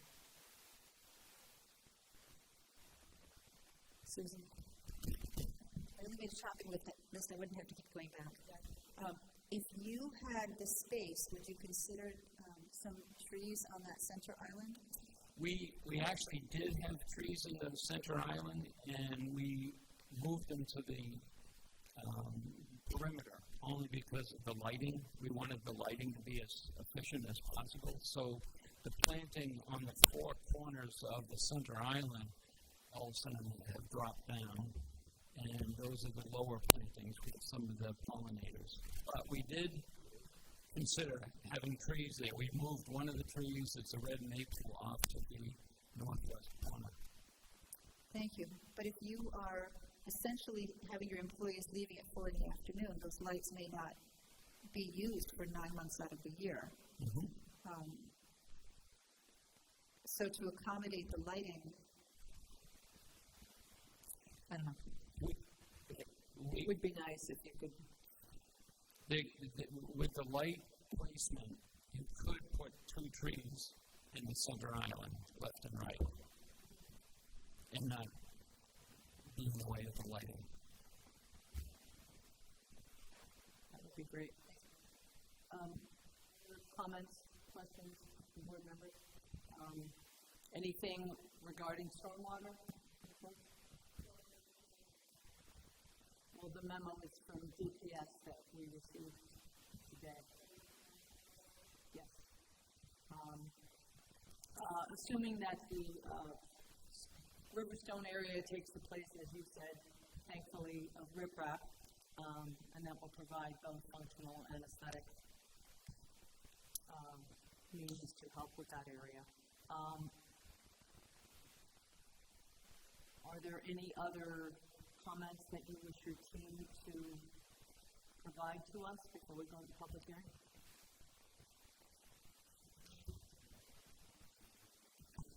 Do they have this memo? Do they have a copy of this memo? I believe so. You have a copy of the memo that... Yes, Madam Chair, we got it late this afternoon. It's fine, we don't have any.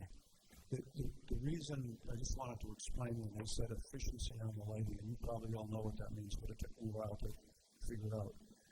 It means that you need less lighting because the trees aren't interfering with the lighting. And the amount of lighting that's being used for this parking area is very, very, very minimal. It's only enough for the safety of the people who are there. And you're correct that it certainly won't be 9 months, but maybe it's getting a little older now. It seems to me that it gets darker a little too soon, and that sometimes those lights start to come on maybe in November instead of January, and they might stay on until, end of March or mid-April before everybody's, let's just assume that the schedule goes the way we think and everybody's out of there by 6 o'clock, but you'll probably need some lighting on a half hour or so before dusk and for at least a half hour or so after people leave. But the reason they took the trees out of the middle was just because the lighting is very low. It doesn't spill out outside of the property. It doesn't shine in anybody's windows. It's not like living in an apartment in Boston that's 5 miles away from Fenway Park and you can see it like a beacon from the 20th floor apartment or condo. It'll be very, very subtle and very low. But we could certainly plant something there, but we took it out of the way so it didn't interfere with the lighting. And also nothing that would get damaged by throwing a little snow up there in the winter if we needed to do it. And other than that, everybody else is here if there are any questions, but we're happy to hear from the neighbors and we want to thank you and thank them. They've been very, very helpful to people in the community through this whole process, and we appreciate that very much. So this is a public hearing. Is there anyone who wishes to speak? Please come up to the mic and state your name for the record. Good evening, Lynn Harper. I live at 31 Kenyon Avenue. It's the brick house, the only other brick building on the street besides the hospital. And we are at the way the plans are referenced on the top of the screen. So we are an immediate abutter. And just usually as an abutter, you're not here supporting the project usually, but just relevant to the lighting, they've done a great job in trying to take the immediate neighbors' concerns relative to keeping lighting on the property and not have poles that are too high or too many, because, you know, the neighbors directly across on Kenyon, as us right next door, don't really want stuff shining in our eyes, even if it is for a short period of time during the fall and winter. I have a few questions that I guess I'm going to go a little out of order here from my list. And if you direct them to the board, we'll make sure that you get the appropriate response from the person. Regarding the lighting, since that's what we were just talking about, I noticed Don had mentioned they're 14 feet and the lighting consultant said 14 feet high. I'd read in some of the accompanying documents that the poles are actually 12 feet. So is that, I guess, the height of the pole? And then is there some kind of foundation for that elevates it another 2 feet? Yes, thank you. Regarding the stormwater runoff and that riprap stone garden area, they've done a great job of reducing the amount of runoff from the site post versus existing conditions. But I'm just wondering if they're at all concerned about I guess it would be considered sort of a point load at that point right next to their new walkway and Salt Pond Road, if the system actually does have an overflow in a sort of flash flood situation. If you could just ask all your questions and then we'll try to get an answer. Okay. Assuming they get approval tonight, what's the demolition schedule and how much advance notice will we be receiving before any buildings come down? And once demolition is completed, when do they anticipate the parking lot being finished and operational? And when will the sidewalk improvements happen and will they be finished before the parking lot opens? Regarding the fencing, I want to confirm that the existing fence lines will stay in place, specifically along my shared property line, and that I request that for the safety of my 2 dogs and the staff members that will be using the parking lot, that if the fence ever does come down, that they at least maintain the backyard line that we have, so where it meets our own existing fence. We want to keep a hard area between our Great Danes and, anybody that may be intimidated by those.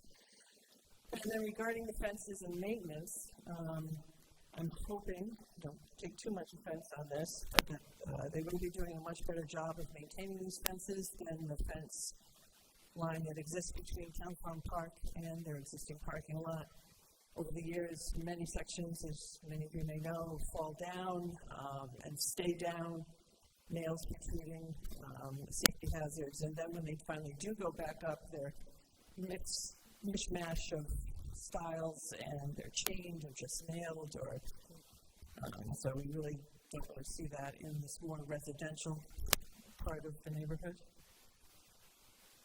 And regarding parking assignments, will specific employees be assigned to this lot, or will it be simply open to any daytime employees? In other words, will we have a more predictable traffic pattern versus people trying to park there, maybe not finding a spot and then having to exit, go back to the main campus or down to the marina? And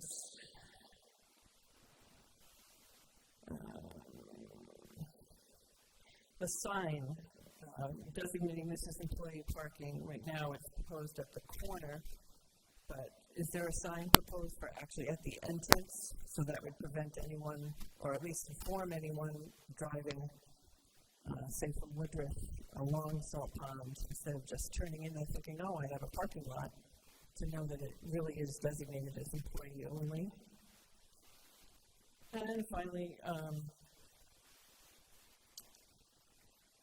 not finally, one more. I just want to explain why, again, building at 85 Kenyon, can't be demolished and the lot reconfigured to create more parking. I know, Andy, you had answered that question back at the July community meeting at the hospital, that it just wasn't a good return on investment for the hospital and that you use it for construction meetings, but there are plenty of meeting spaces within the hospital for those probably short contractor vendor meetings to take place. And I would think you'd want to maximize all parking opportunities to free up more spaces for patients on the main campus. And then finally, I just want to confirm that the use will be restricted to off-site surface parking, and that if the hospital ever decides to change this, that it will have to return here to restart an approval process or amendment to the institution master plan. Very good, thank you. Mr. Evans, would you like to start? I mean, some of these are engineering questions. The first one was the stormwater and where the load is adjacent to the walkway.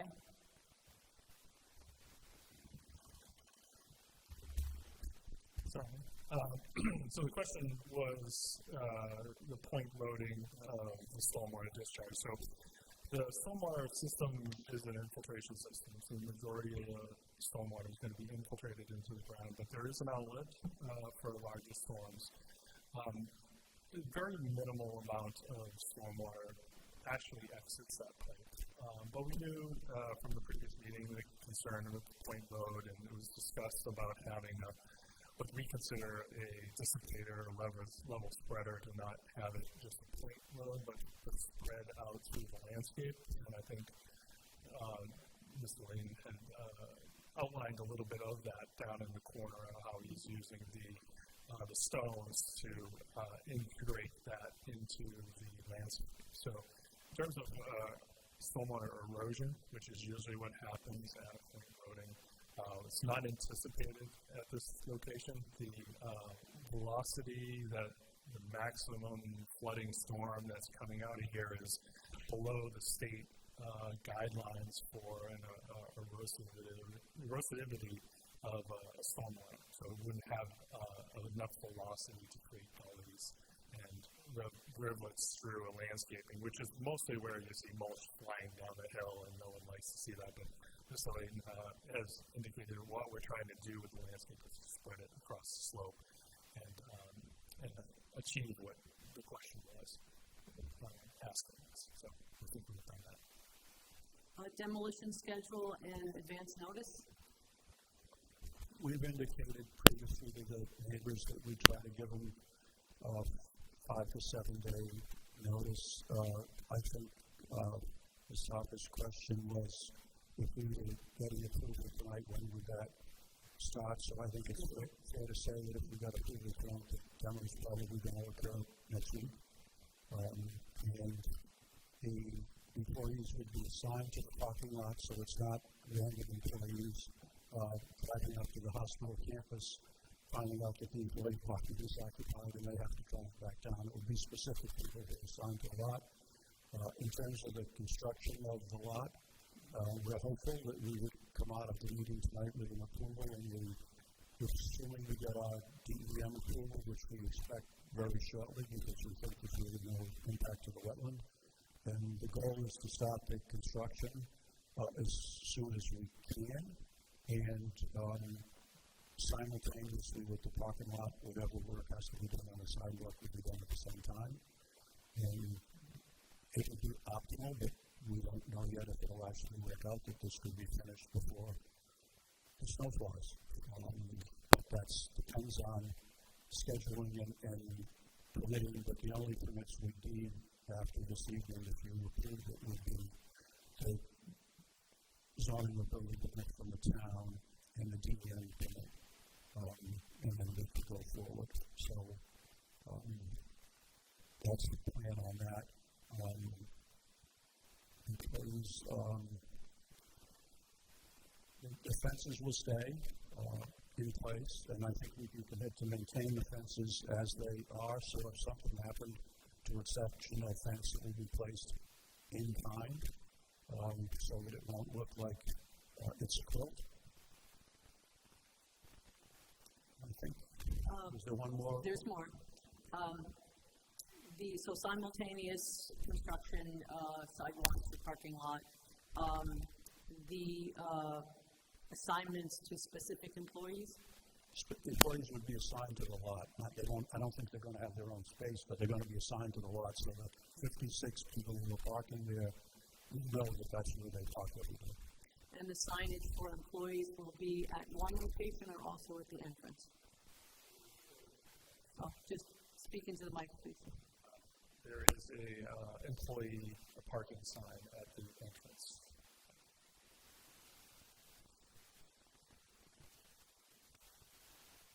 I think that was everything. Go ahead. Mr. Revens, and maybe this question is for staff. On the staff memo that we received, it says, and such amendment shall be submitted not less than 6 months prior to any planned demolition of any existing building. Does that part of the memo indicate that once this is approved, there's at least a 6-month waiting period before any demolition can take place? That's what the IMP language in the zoning regulation has. I mean, what the applicant is laying out to you tonight as part of the IME amendments to the institutional master plan, that their intent was not to have a stay for 6 months, that they're moving this project forward. In essence,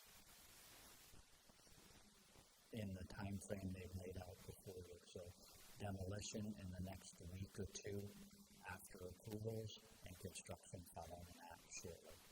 So again, they're asking for that as part of the approval process. If you consider it a need for a waiver, then I'm sure Mr. Evans would address that. We had a respectful disagreement about that. It's my position from day one that all we needed was a demo permit.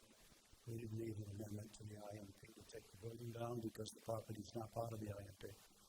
And if we had ever thought that it was, and I would say this to be inappropriate, but if we ever thought it was, we would have just bought it in an LLC, got a demo permit to take the building down and transfer it to the hospital. There's no gain to keep an empty, unoccupied building with no utilities serving the building in place. And anybody in the world could have bought that building, never came here for any application, and going to the building official's office and got a permit to demo the building. So and we had a friendly debate because I thought we had a right to take it down, but we didn't argue with the town officials, and they said they wanted us to wait until we came here tonight. If they hadn't said that, we would have had the building down already, because it's an eyesore, and it's not serving any benefit, and there's no reason to take any risk that anybody like that is going to try to get out of the property, vandalize an empty building, or any of the other crazy things that sometimes happen. But I don't think that language ever meant that you couldn't tear down a building that you buy after you buy it because you decided to include it in the IMP. And if I bought it for housing and I was going to put 20 apartments there, I could have got a demo permit in the first month and tore the thing down. So I hope that's not a concern for you or the community to let it sit there. It is not a concern for me. Okay. I'm just reading it in my memo, and I'd like to clarify that we're sticking with our rules also. I don't care when you tear it down. I just want to make sure that I understand that. The way I'm reading this is that you're not committed to take it down with this. So I'm just, okay, and I'm not arguing either way. I don't care.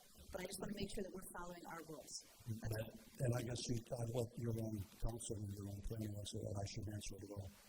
They interpret the rules, and if an applicant doesn't agree with it, then the applicant has, either they have to abide by it or they have to appeal it. So I'm sorry, I wasn't trying to start an argument, but we had a disagreement about that internally between our position and the town's position. I think we could have taken it down a long time ago. This is a common situation. Madam Chair, putting that other issue aside, I don't think that 6-month provision would apply in this case. I think what it would apply to would be prospective changes to to existing structures in the IMP. I think this is a different case, that it wouldn't require the 6-month waiting period because it was brought into the IMP with the understanding that this would be the intended use. And just for added clarity, we did have discussions with the applicant. Again, their option could have been to simply LLC it. And again, that was just a structural change to ownership that would have got them out of the 6-month period for the IMP. I think everybody understood the intent. It's part of this application process, and staff is comfortable with the proposal as stated tonight. Good. Is there anyone else who wishes to speak? Please come up to the mic. Good evening. Teresa Tansey. I live at 57 Hillcrest Road. I want to start out by saying, thanking the hospital for taking the time to meet with the neighbors in advance. It was I think, a great opportunity for us to put our concerns. And that being said, I think the plan is great, has a lot of very positive things. It will probably come as no surprise that I'm very concerned about pedestrian safety, vulnerable road users. In particular, in the June 2025 document called the SK Safe Streets and Roads for All Safety Action Plan, this particular intersection of Salt Pond and Kenyon is listed as a high-risk network and a high-injury network place. So that's where the highest concentration of fatal and serious injury crashes, both during this 5-year study period, were found to be, and that it remains having the highest future risk of death and injury resulting in that particular intersection. So at the meeting, when we met at the hospital, I had indicated that it would be important for us to contact the State Traffic Commission and have them do a safety audit. So I'm wondering if that in fact was done. I know I also reached out to the town manager and to the chief of police, who sits on the State Traffic Commission. So hopefully that is well underway. But my main concern is putting that new intersection there where you can see the angle of that road as you're traveling toward the Salt Pond. I'm not very good with north, south, east, west, so I'll just say towards the Route 1 south entrance. The turn radii there is very, it allows for, it does not impede the speed of people who are driving that road. So anyone taking a right up Kenyon has a very easy, soft angle to go up that angle, but they're also anticipating a hill, so they're applying more gas. We're introducing 65 or 57, 56 new cars and pedestrians in that area, and forever there hasn't been a pedestrian crossing there. So I think it's going to take a little while for us to all get used to that, and I would love to see some physical changes to that actual corner. I had recommended that day making, the road is 50 feet wide, making 2 right angles on that street to both shorten the distance that the pedestrians would have to cross. I don't know, I didn't get a tape measure out, but if the road is 50, I'm guessing it's 70 at those angles, and you can see, very clearly that it's not a right angle, it's very smooth. So extending that road out to ensure that there's a shorter distance for the pedestrians to cross, as well as something that would inhibit the drivers to feel that they can take it at a higher speed and not have to slow down. Another recommendation is a 3-way stop sign. Both of these were included in the June 2025 Safe Streets and Roads for All Safety Action Plan. It was adopted, I believe, by the town. So, one of the top 5 spots in all of the town of addressing that issue to begin with, and now, especially with this happening, I think it's more important than ever. I know that Ms. Harper had mentioned 85 Kenyon. I don't believe that was addressed. We'll have that. I know that I was at the meeting that she was at as well, and they said they were using it for storage and for meetings. So just wanted to put that back on so that they would have the opportunity to address that.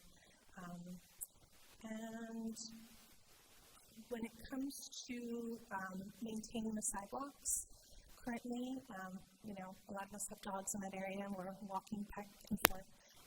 I find it very difficult to walk my dog during winter months because they use salt so heavily in that area that I have concern. So not only for the stormwater, but also for the safety of our pets.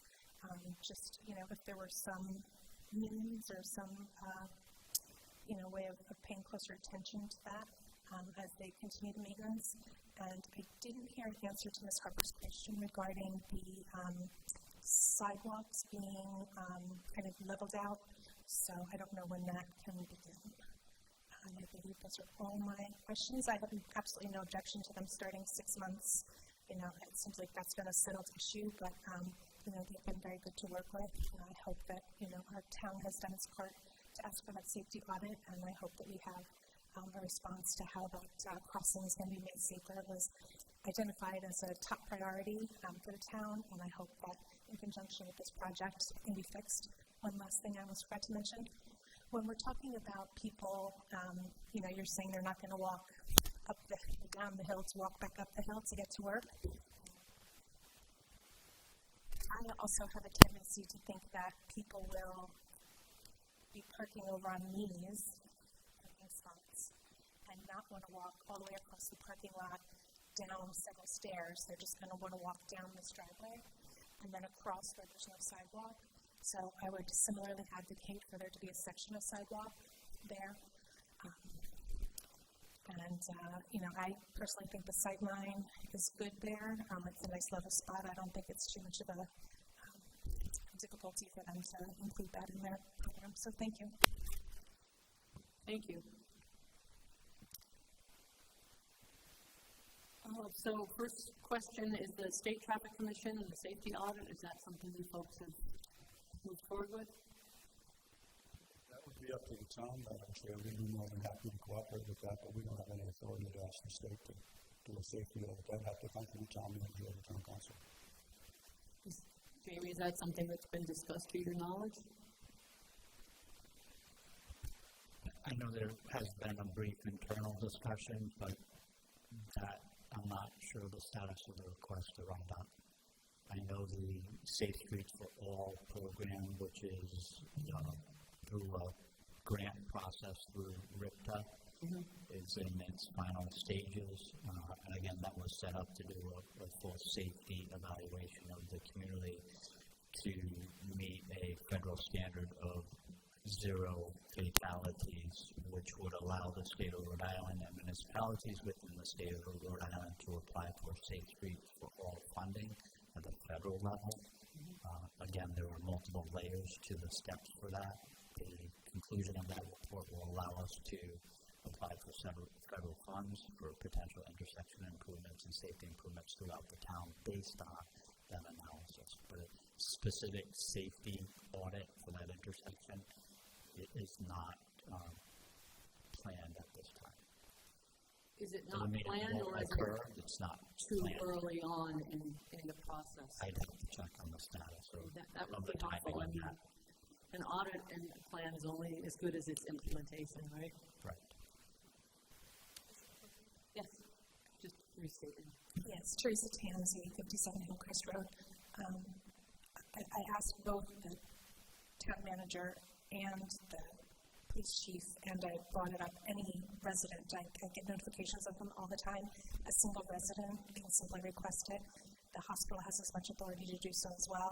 So I just want to make that point very clear that these audits are brought before the State Traffic Commission at any point by any individual with any safety concern, and then the decision is made. I have not received notification. This has been brought to the State Traffic Commission, which is why I'm here tonight with my concern, because this is something that I think is a major concern. We're going to be putting a number of people at risk at this intersection when those angles are clearly, I'm sure you've all driven that. You just blindly turn up that road and you hit the accelerator because you've got a hill and there's not individuals there. So I find this to be a very, and I didn't even know that this plan existed until I saw a post on Facebook. And that's when I went in and it reinforced every single thing that I had said to both the town manager and to the chief of police. So, to see that it was so well reinforced that it's part of a safety plan, it is shocking to me, to be quite honest, that the State Traffic Commission has not yet done the safety audit. We also recommended that it be done for the southbound exit to Route 1, because similarly, it's probably an 85-foot passage for pedestrians. We have a park that's down that direction. That also needs to be addressed, because watching people try to cross that with young kids, to a very active park, is another very large concern. We've got a safe haven in the center. So the interaction with the State Traffic Commission would actually be something that the town would pursue rather than the applicant, correct?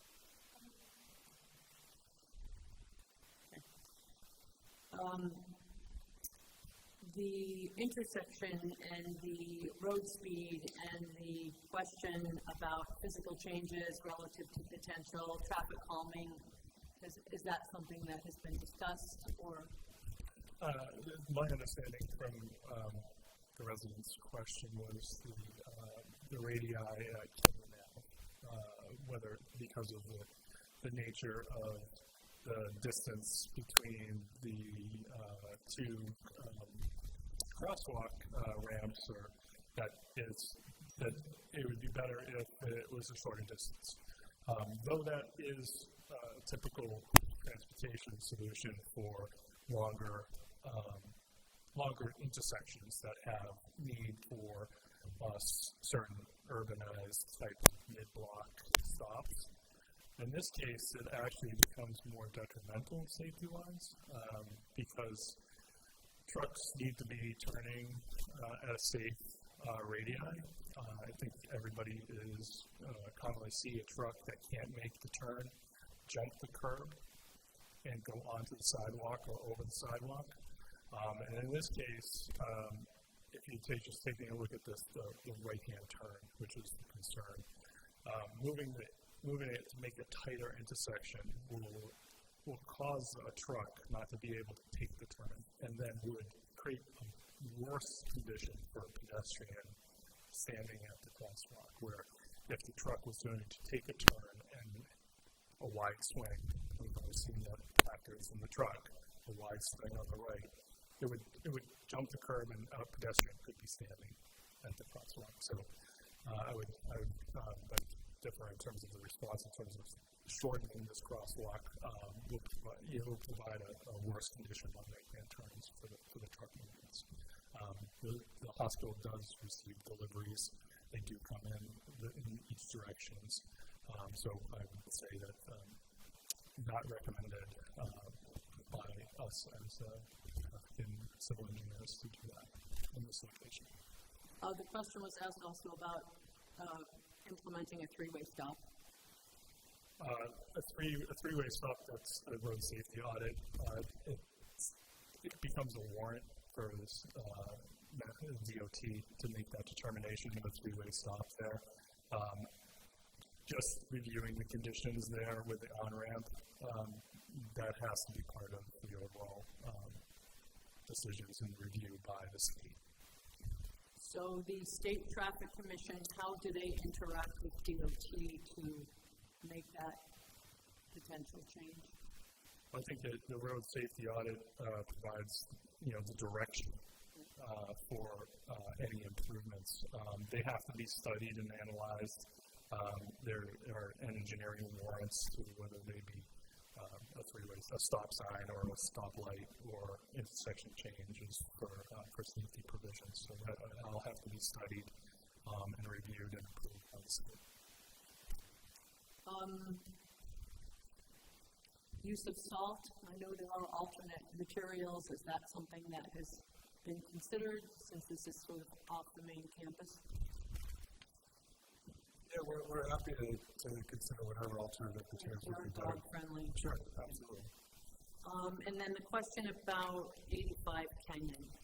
Yeah, 85 Kenyon is a structure that we do continue to use for meetings and for other office uses. It has a good degree of optionality because it's grandfathered into zoning. So when we want to move a practice in there at some point, we want to preserve that optionality and not take that structure down. There are already employees who are assigned to park in that lot. So that lot is already currently used as parking to the extent we can with the structure still on the property. And the question about with shortcuts and the potential for a section of sidewalk adjacent to the entrance. Is that part of your conversations? Yes, I think the question is the furthest east parking spaces.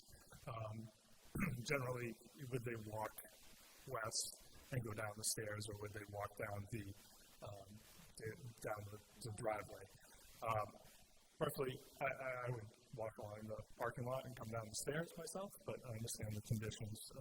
We could review that in terms of providing an additional section of walkway along that area, as it comes down the driveway to connect to the crossing. If the board feels that it and the residents feel it's such a concern.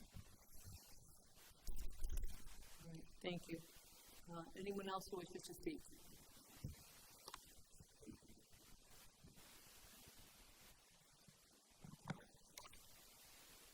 Hi, MJ Henderson, 33 Hillcrest. I just had a question for the engineers. Now that we're going to have 52 cars carrying in and out of this driveway, what about the runoff and the water infiltrating into the pond via this driveway that's slanting down? And what's the velocity of water that's going to come from all the salt and the oil and the gas and the stuff from cars across the street and then down and into our pond? That's one question. My other question is, we definitely need a sidewalk because, people are not going to follow the rules. So I would say a sidewalk from that entrance up to the corner. I would also suggest a sidewalk going up that side to your driveway and then beyond to the other building that you're in and cross up there where it's safe at the top of the hill. And you wouldn't have the fear of people crossing down below and the trucks not being around on them and confusion. So that would be number two. And the third comment is, it's lovely to have all these trees, but here we are in water restriction in our home. And who's going to maintain the water for those trees and shrubs and bushes and plants, which is nice. We're encouraging everybody to be xeric in their plant selections, so I would encourage that use along with the pollinators. And I hope that somebody knows how to prune, because there are very few landscaping, wildlife, etc., that know how to prune trees and shrubs and bushes rather than hack as they cultivate. So I hope you will be a pruning expert to maintain this lovely forest. Thank you. Thank you. So a question about water infiltration to the pond as the first question. Yes, I'll take care of that one. The overall stormwater system is a system that meets the state requirements for not only recharge and runoff, but also for water quality. So part of the state stormwater management regulations to mitigate impacts to downstream water bodies or resource areas, in this case, across Salt Pond Road. They require us to treat the stormwater in a number of different manners. And in this case, we're treating it by, putting it into the groundwater underneath, or the soil underneath the parking lot. So that water quality volume, or that first flush of stormwater that has some of those pollutants, the state requires that you treat that before it becomes discharged. In this case, that stormwater is not being discharged. It's actually being infiltrated, filtered and infiltrated through the soil naturally, and would be then filtered into recharging the groundwater systems. That system also mitigates stormwater in terms of peak runoff, meaning the maximum amount of runoff that that you might see downstream by slowing down the water and providing a lesser discharge than you would actually see today from the existing property. And the velocities are such that we're not going to have an erosivity problem along the slope, causing more sedimentation or disruption to downstream resources. So overall, the system's been designed to meet the state standards and actually goes and exceeds state standards in some manners and provides a system that mitigates those water quality concerns downstream. I'm sure you're used to hearing questions about the 2010 50-year storm back-to-back that we all experienced. Yes. And how this, even though it's beyond the state. Beyond the state standards. Yeah. These days we're seeing increases in the intensity, and those are the intensity storms. The back-to-back storms are very infrequent, but what we're seeing is more intensity storms. And then in this case, the infiltration system, has been designed to take care of the water quality storm, the 2-year, the 10-year storm. It mitigates a large portion of the 25-year storm, and it reduces the 100-year storm. Now, it's not been designed for double the amount of the 100-year storm. We're not forecasting that rainfall is going to increase that much, but the intensity has been studied, and we feel that it mitigates those concerns. And then there was a question about sidewalks that had been considered going up the hill. I think I should have been a little bit more descriptive in my last answer in terms of that we consider the sidewalk along Salt Pond Road. Obviously, we would need to extend it into the parking lot to mitigate. And I think that was a question, perhaps, Chairman? Yeah. Okay, thank you. And then there was a question about water restrictions and xeriscaping. I mean, we're zone 6B, so it's not really something that I don't think we'll be doing. I'll ask Mr. Layton, but the design was a very good one and helps. Yes, well, one of the things that will be required by the contractor that installs the plant material is to maintain them for a season. So they're going to be required to water, maintain, and prune. And back to the earlier comment about giving guidance to how to prune, that would be something that I would supply the hospital so that the material is not sheared, it's properly hand pruned to keep it as healthy as possible. Very good, thank you. Is there anyone else who wishes to speak?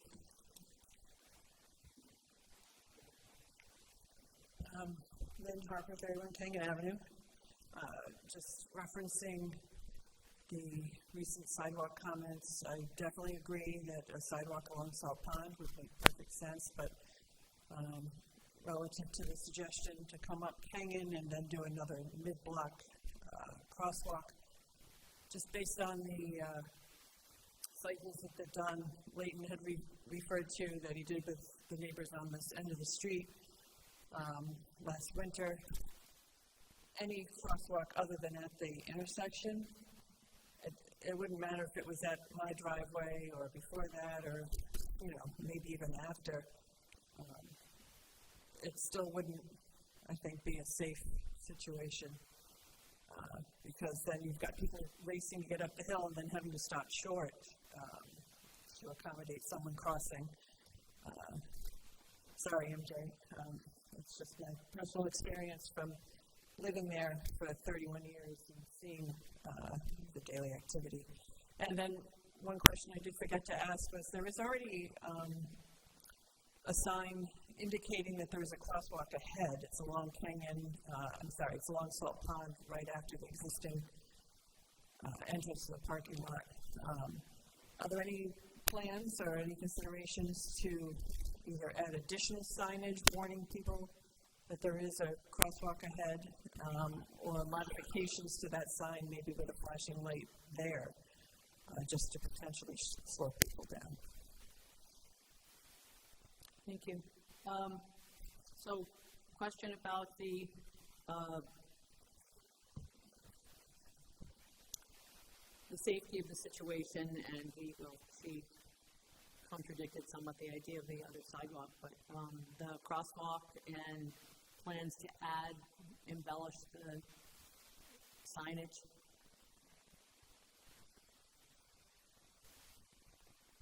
I believe you were questioning in terms of on Kenyon.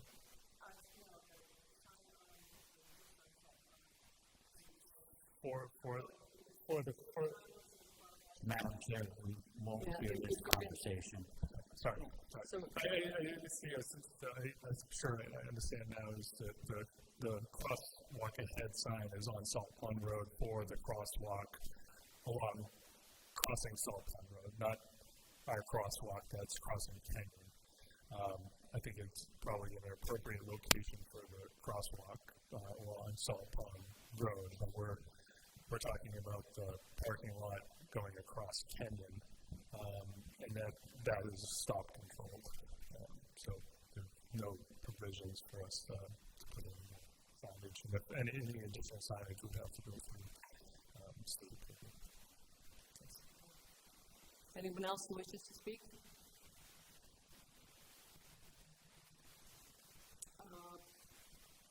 Would board members like to entertain a motion to close the public hearing? Motion from Joe to close the public hearing. Is there a second? Second from Susan. Any further discussion? Hearing none, all those in favor say aye. Aye. Motion carries unanimously. We have two things. We have a revised motion from staff that I would imagine needs further revision.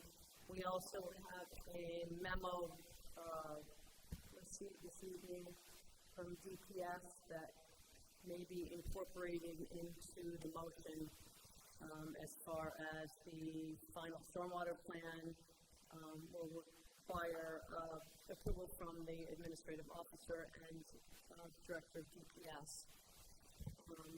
I don't think anyone has had a chance to read through this motion, and while we're doing so, is there anything that staff would add that's currently not in the motion based on comments we heard this evening, other than this landscaping discussions that we've had and so on? Thank you, Madam Chair. We would make a few recommendations associated with the draft motion that was prepared and distributed to the planning board. As it relates to item number 6, where it starts additionally 6, the site plan provided by VHB dated August 1st, 2025 with revisions per table 1.0. I just wanted to clarify that we'd add the terminology as revised with new submissions on 9/23/2025. We did have a 3D rendering that was submitted to our office late on Friday that was distributed to the planning board, so we want to make sure that gets into the record. We would propose to add a new item number 7, and that would read, the landscape plan shall be revised to add additional plant material along Salt Pond Road to soften view of parked cars. In addition, a minimum of 2 deciduous trees shall be installed in the center island. Final plan shall be reviewed and approved by the administrative officer. We would then continue to item number 8, South County Health 2022 IMP shall be revised to incorporate the amendments into the master plan once approved by the planning board. We would recommend adding, the plan shall reference the use of the parking lot as an employee lot for the first shift, and then continue on. A final amended 2022 plan incorporating the amendments shall be submitted to the AO for final review and approval prior to any new construction on the site. We would add 9 to read as follows. The final plan incorporating the town engineer's comments associated with storm drainage shall be submitted to the administrative officer, reviewed and approved in consultation with the Director of Public Service. So that would incorporate the comments included in Mont Convoy's letter dated 9/23/2025. would be the final operation and maintenance plan for the parking lot and storm drainage shall be submitted, reviewed, and approved by the administrative officer in consultation with the Director of Public Service and recorded on the town's land records prior to the opening of the parking lot for use by employees. The operational plan is a maintenance plan in totality for the plant. Lighting, landscaping, snow removal, storm drainage. It's intended to be all-inclusive. We've talked to them about drafts associated with that. VHB has worked on plans sufficient associated with those types of plans, so we're confident that the applicant can submit a plan to address those items. And those are the recommended revisions to staff. As it relates to a potential sidewalk associated along Salt Pond Road, that would need to be reviewed by DPS and other entities outside of the planning board and planning department. So I think that would be something that could come at a later date. And just to let everybody know, the installation of that crosswalk, it's in the approved site plans that you're reviewing, or not the approved site plans, it's in the site plans you're reviewing. But to install that crosswalk and do improvements within state indoor town right-of-ways requires additional permitting at a level beyond the planning department. So Kenyon Ave as a municipal street needs permitting from DPS to install that crosswalk. If DPS at the time of that permitting finds the need for additional signage, they would condition that approval with the additional signage. In addition, if they find that that crosswalk needs a secondary sidewalk access to the main entrance of the parking lot, DPS would require it during that permitting process.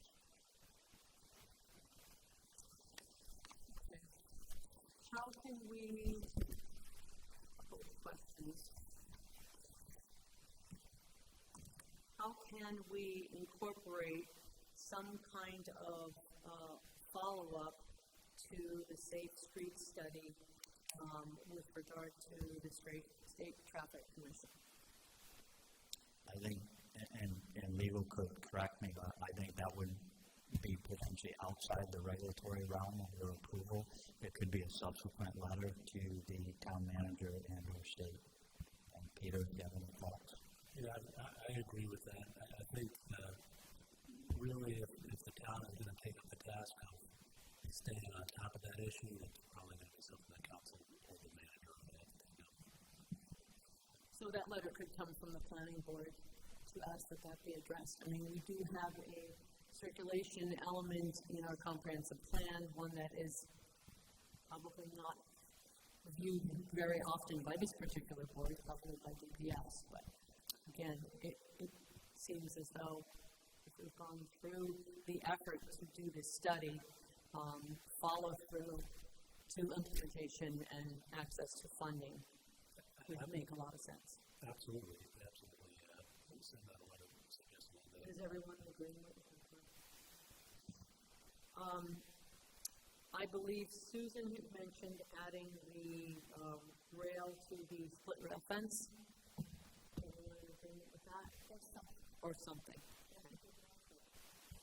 Also, we need to add appropriate language about the narrative for instruction and education as far as the maintenance and the appropriate pruning, watering, all of the maintenance with regard to the varied species on the plan to ensure their health and survivability. That is the intent of item number 10, final operation and maintenance plan for the parking lot, which includes storm drainage. It's not enough. I think we need to add another sentence there so it's very specific and clear. It's very general what you put in. So while you're working I'll on defer that, to council because again, this is an amendment to an IMP. I mean, we can clarify the terminology and say the final operation and maintenance plan for the parking lot and storm drainage. We can add landscaping into that to make well, it. the landscape architect offered to develop a narrative specific to this, and I think that language should be in there. Otherwise, it's just too general. And having the opportunity to utilize his expertise to ensure the viability and the cost for the hospital in this just makes a lot of sense. What else?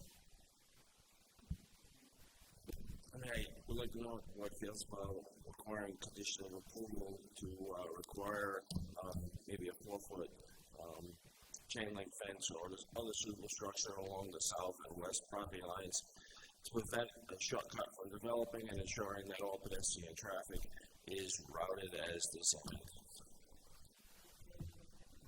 I would imagine chain link doesn't go along with the effort and expense to the landscape. Or other suitable structure. I mean, I think that if it's something that may be required in the future, it's better to do it now and make sure it works over the landscape and try and follow through the landscape after. I mean, it doesn't necessarily have to be a chain link, although I think that a black vinyl chain link would almost be invisible, but something else is fine too.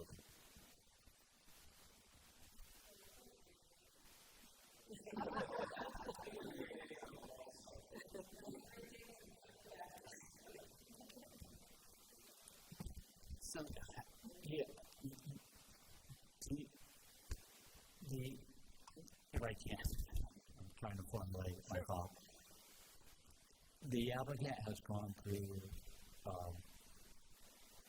great extent to formulate a landscape plan that is designed to form a barrier. And you may argue that at initial planting, it's not a barrier. This is intended to blend in a residential nature. This is not designed to be a fortress to keep people out of or transporting between left and right of a site. I think you have testimony this evening that the hospital will be directing their employees how to utilize this parking lot. I think in an interim step, they could develop a mechanism of literally potentially some temporary posts with some temporary obstructions as the landscaping matures.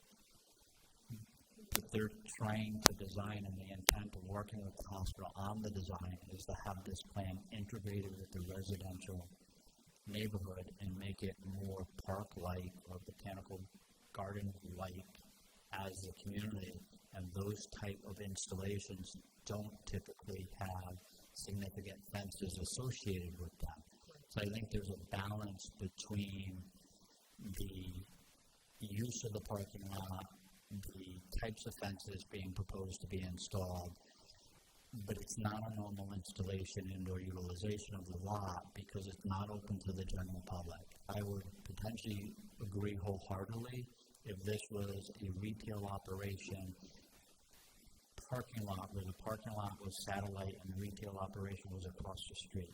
People coming in and transitioning in a 15, 20-minute, 30-minute pattern are going to take the path of least resistance. I think the site's been designed to alleviate that concern.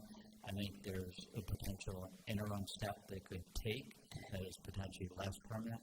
I would, if the hospital had proposed a chain link fence, the first thing staff would have advised the hospital is to remove the chain link fence and come up with an alternative, either with heavier landscaping or some other type of thing. I think my understanding in dealing with the hospital that if it became an issue and staff went back to them and said, you need to install a split rail fence along Kenyon Ave, I think we would have the commitment of the hospital to make that if they cannot control their employees or some other person. The difficulty is someone in the neighborhood cuts across the property now because it's accessible. The hospital's not in control of that.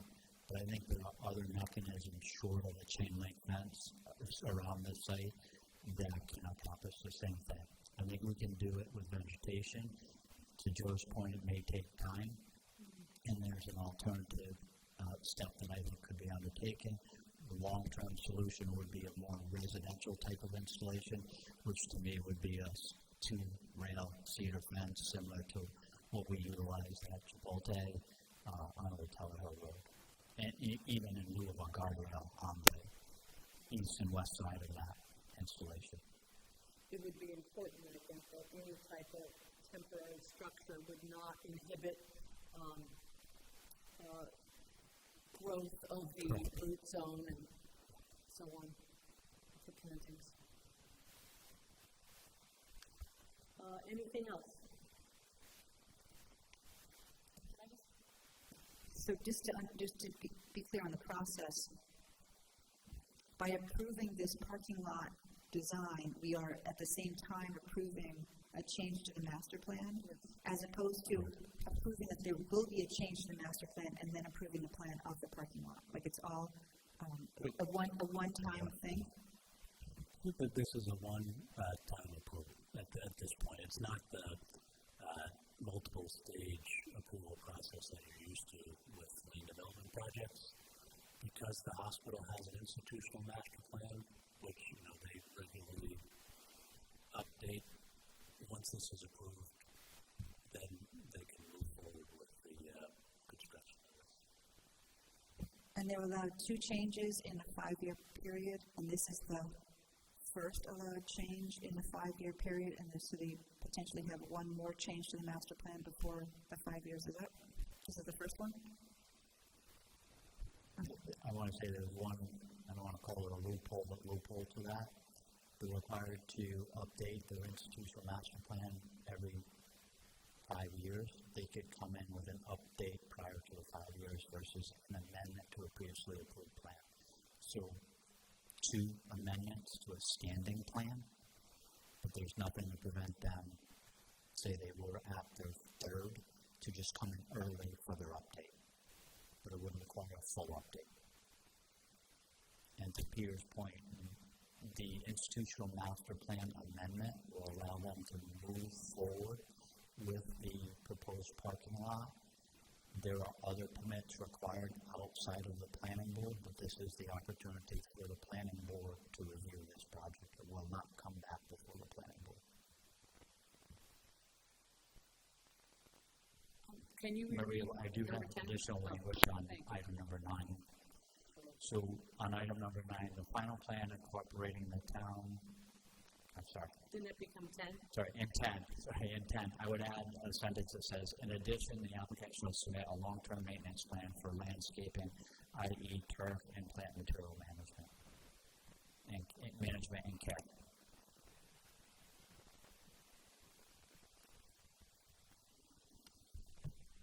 Is that adequate that it doesn't state provided by the landscape architect?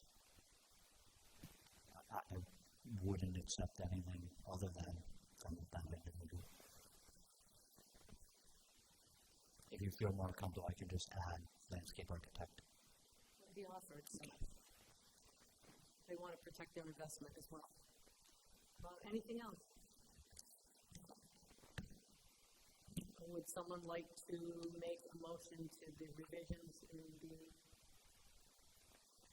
motion we received this evening?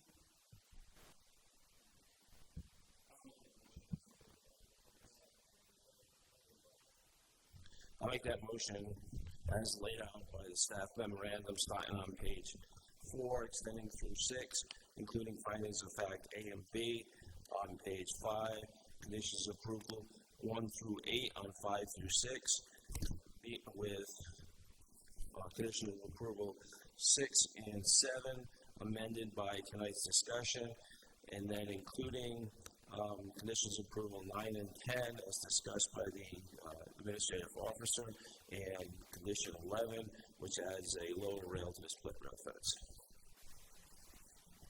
We have a motion from Joe. Do we have a second? I'll second that. Second from Caper. Is there further discussion? Hearing none, all those in favor say aye. Aye.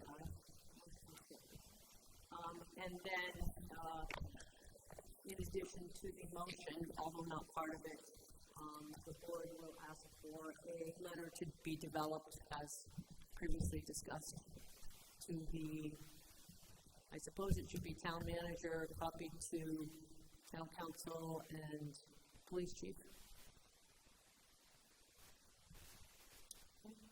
Thank you, folks. Madam Chair, just so I'm clear, that motion applies to the institutional master plan and the development plan review. Thank you. Thank you very much for your assistance tonight. We appreciate it. Thank you for all your efforts, and particularly working with the neighbors. It's our pleasure. Thank you.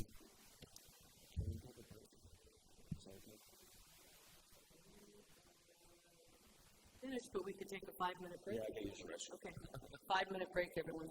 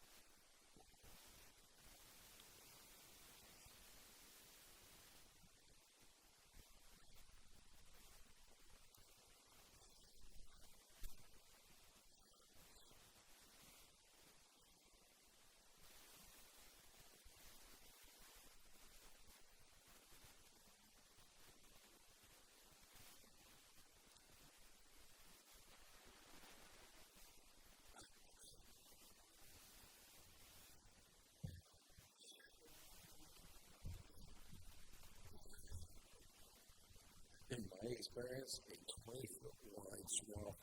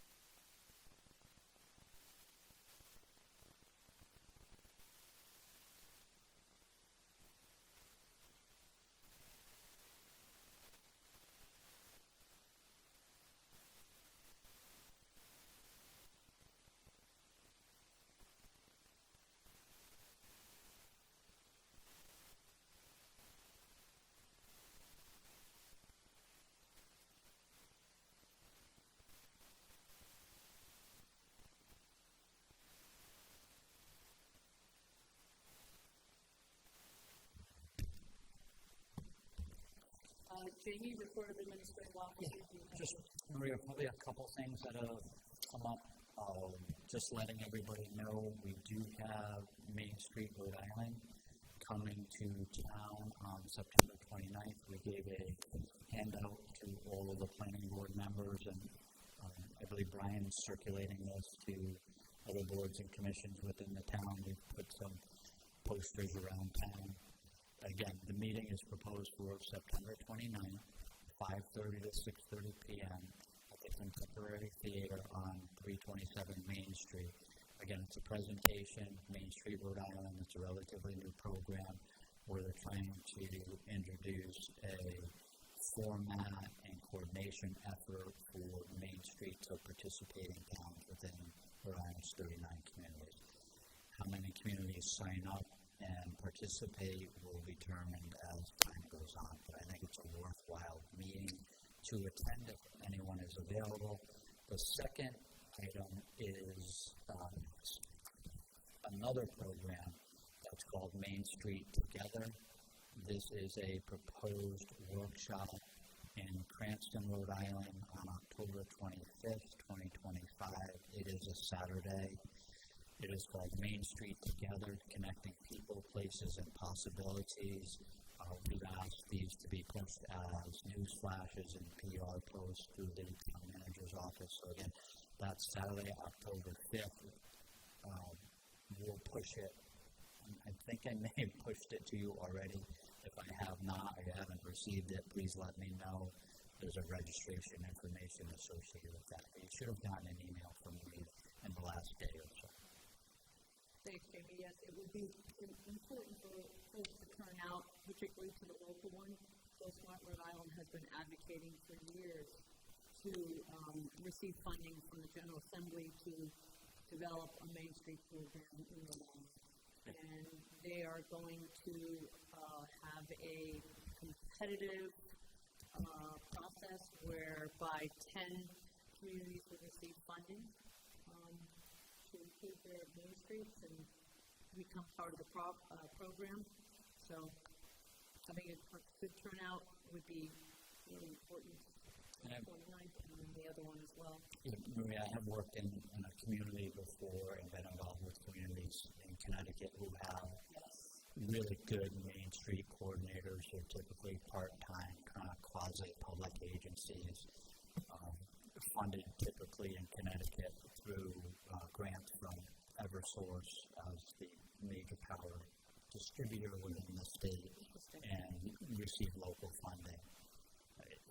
It's been in some of those municipalities in Connecticut an invaluable tool to bring kind of all of the events and all the assets together.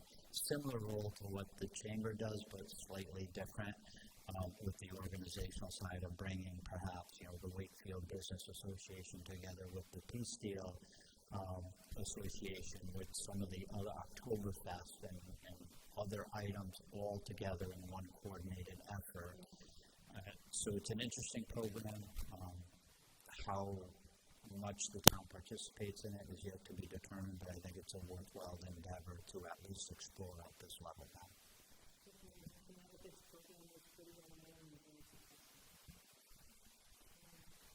Do we need a person for TRC on October 8th. October 8th?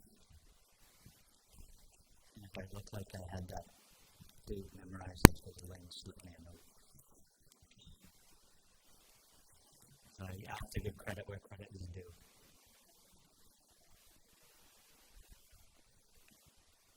Anyone else available? Jay, how's your agenda look for that meeting? 2 items? 2 or 3?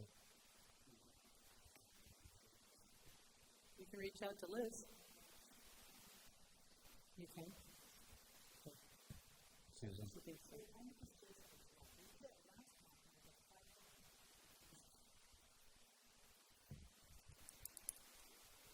9 a.m. Susan? Yes. Would someone like to make a motion to adjourn? Motion from Joe, second. Second from Robin. All those in favor say aye. Aye. Meeting adjourned. Thank you, everyone.